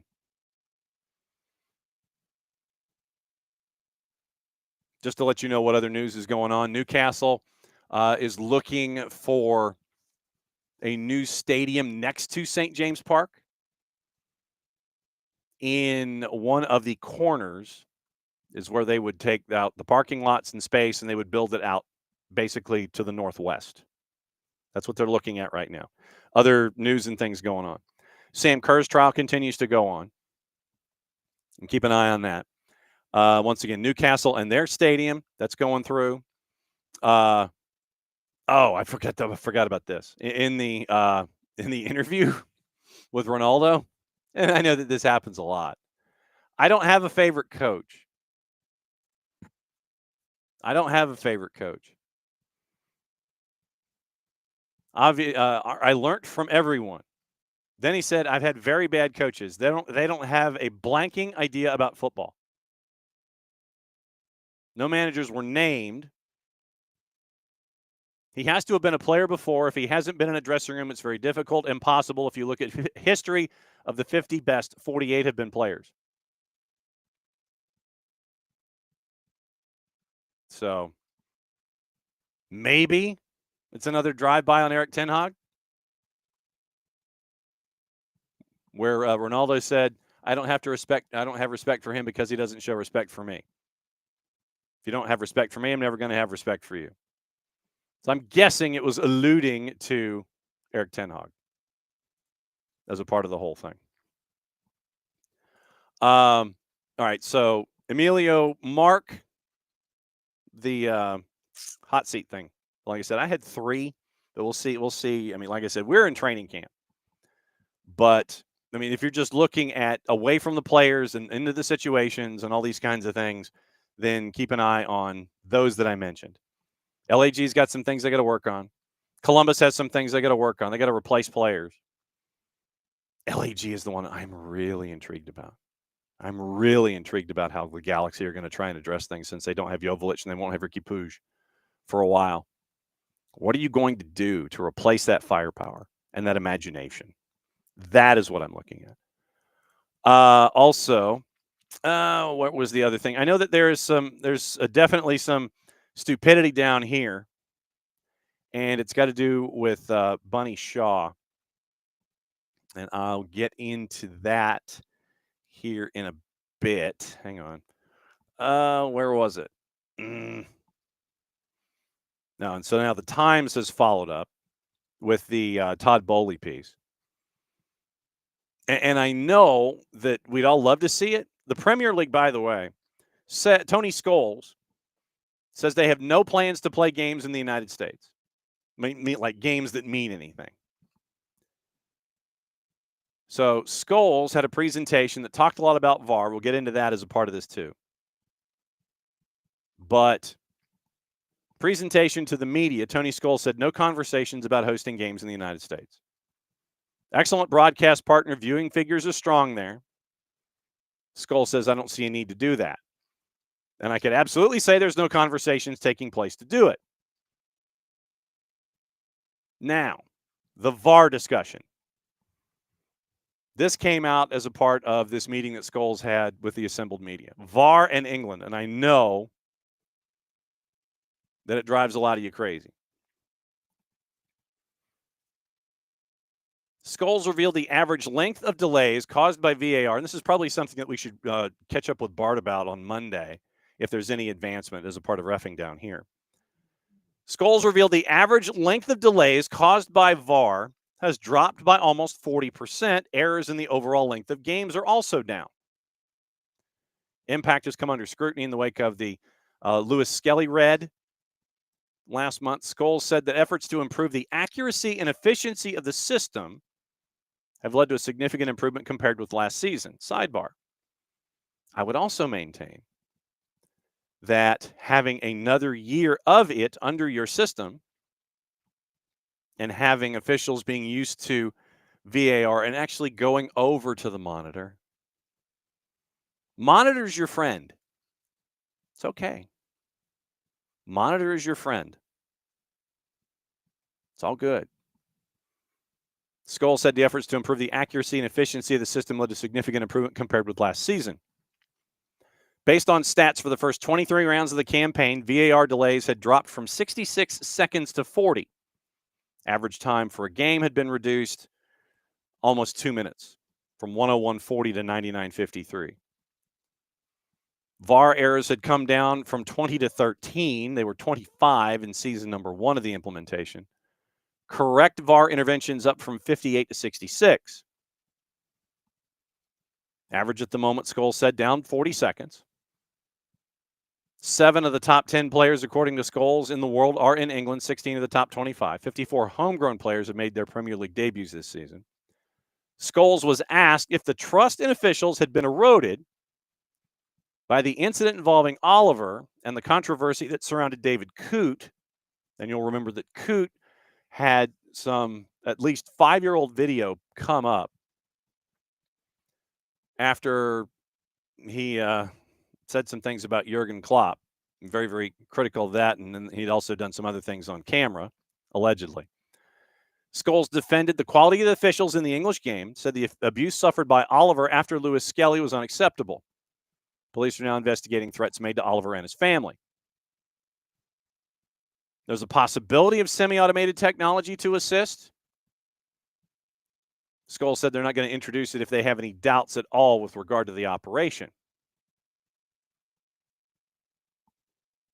Also, if you are a team in the Club World Cup, parenthesis, Manchester City, Chelsea, close parenthesis, you're not going to get your schedule bumped to get ready for the Premier League and be in the Premier League. Not going to happen. Pep Guardiola, you'll remember him saying, the Premier League has not allowed us to postpone. And Chelsea, I think all the teams that will go to the Club World Cup, the first 2 games to have more recovery. Thank you so much. They don't postpone these games. Scholes confirmed the Premier League would not be changing their schedule to accommodate those 2 clubs playing in the FIFA competition. Scholes, quote, we're having this imposed upon us, particularly by FIFA. So there's an element saying, quote, why would we be adjusting our competition when they've imposed a competition that we don't agree with? That's one element. But the more significant element, though, is we simply can't. The calendar is squeezed as much as it can be at the moment, can't afford it at the start of the season. On the matter, fully aligned with the PFA and FIFPro and the legal action taken against FIFA with regard to the imposition of the international match calendar. So, yeah, they're hot. They're hot about it, and it's not going to change. Checking quickly just to see if the Times found out anything else about Todd Boehly and Vivid Seats. Chelsea condemns season ticket holders who sell their seats for profit. Boehly operates a business.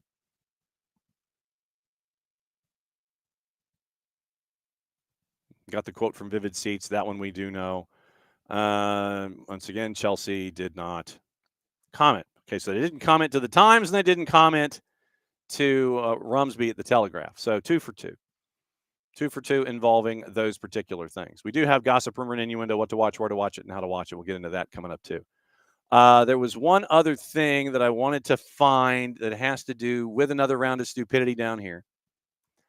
And let's see. I'm trying to find.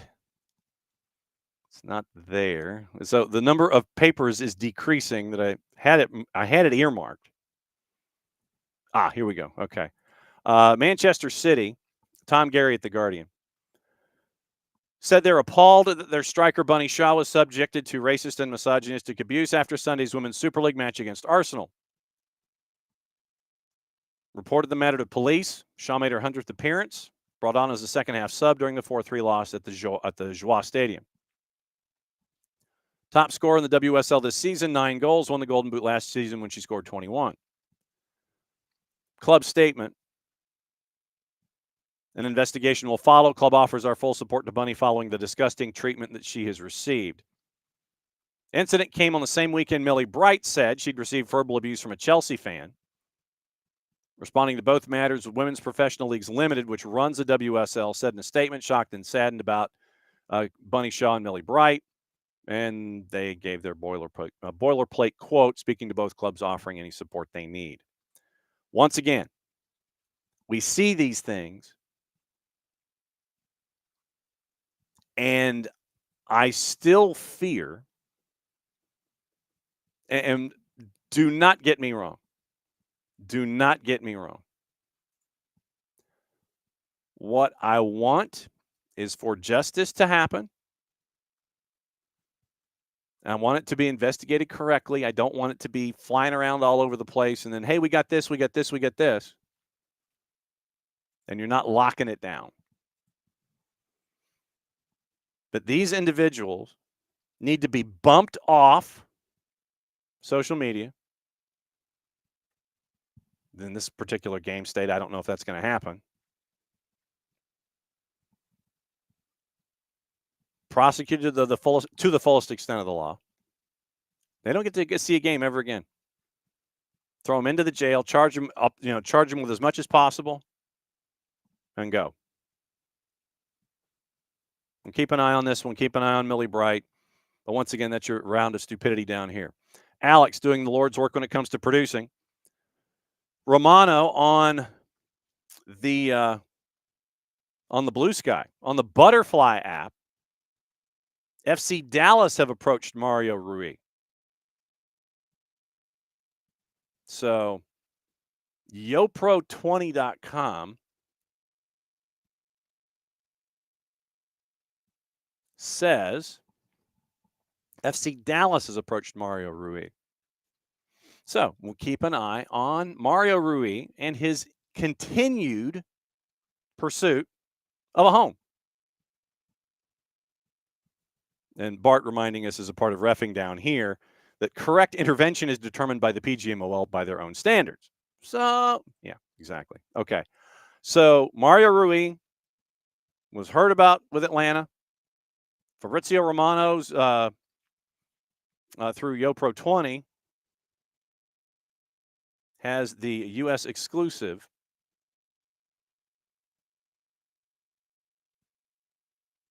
And basically what it does is it is a mirror account of Fabrizio Romano. I'm learning something new today about the Butterfly. It mirrors his posts from the 280 character app. And so literally what it does, the second that Fabrizio posts something on 280, this mirror account flips it on the Blue Butterfly. Okay. So this is something new that Alex I'm learning about today because I'm 107 years old. About mirror accounts on the Blue Butterfly app that come over from posting from what is there on the what is there on the 280 character app. So I'm learning new as we go. So there we go. I learned something new today. Okay.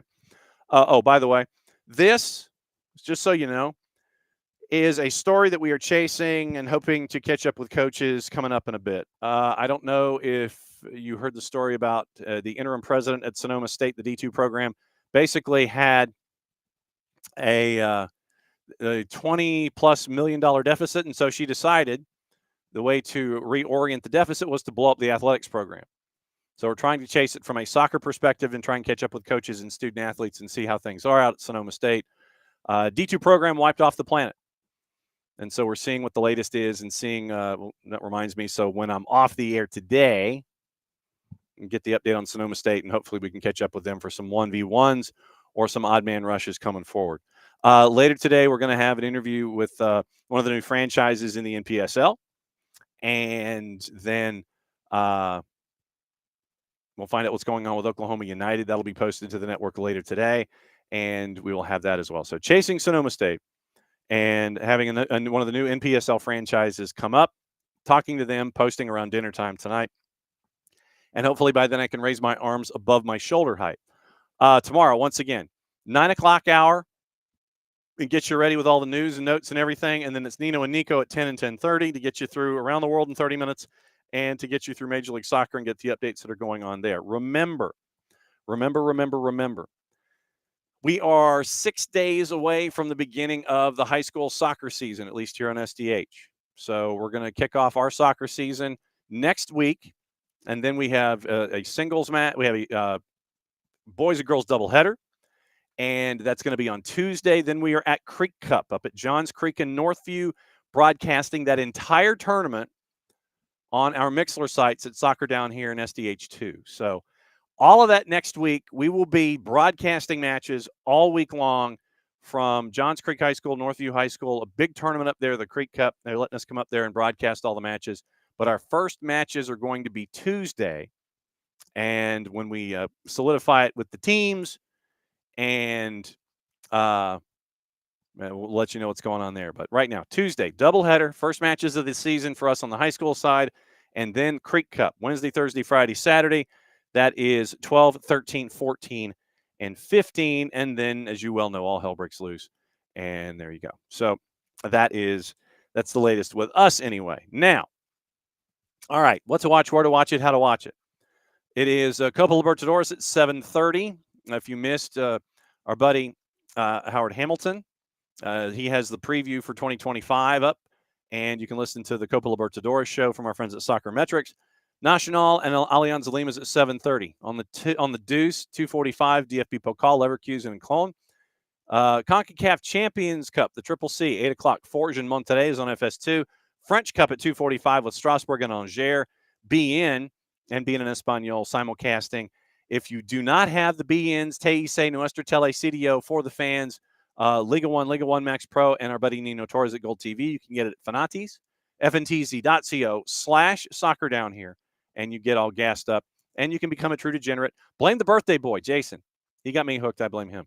Fox Deportes has French Cup at 2:45, Strasbourg and Angers. Then they have the Liga Nacional in Honduras at 8 with Real Sociedad and Olimpia. Dutch Cup at 12:45, PSV and Feyenoord. To NA at 8:30. It is Liga MX, Pachuca and León. Belgian Cup, 2:40 on the plus. German Cup, 2:30 on the plus. Copa del Rey, 3 o'clock on the plus. French Cup at 2:45 on Fox Soccer Plus.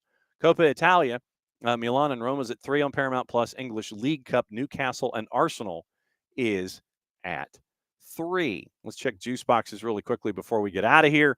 And once again, that's not the website that you're looking for. So odds there. All right. So rolling all the way down. It's like it doesn't keep your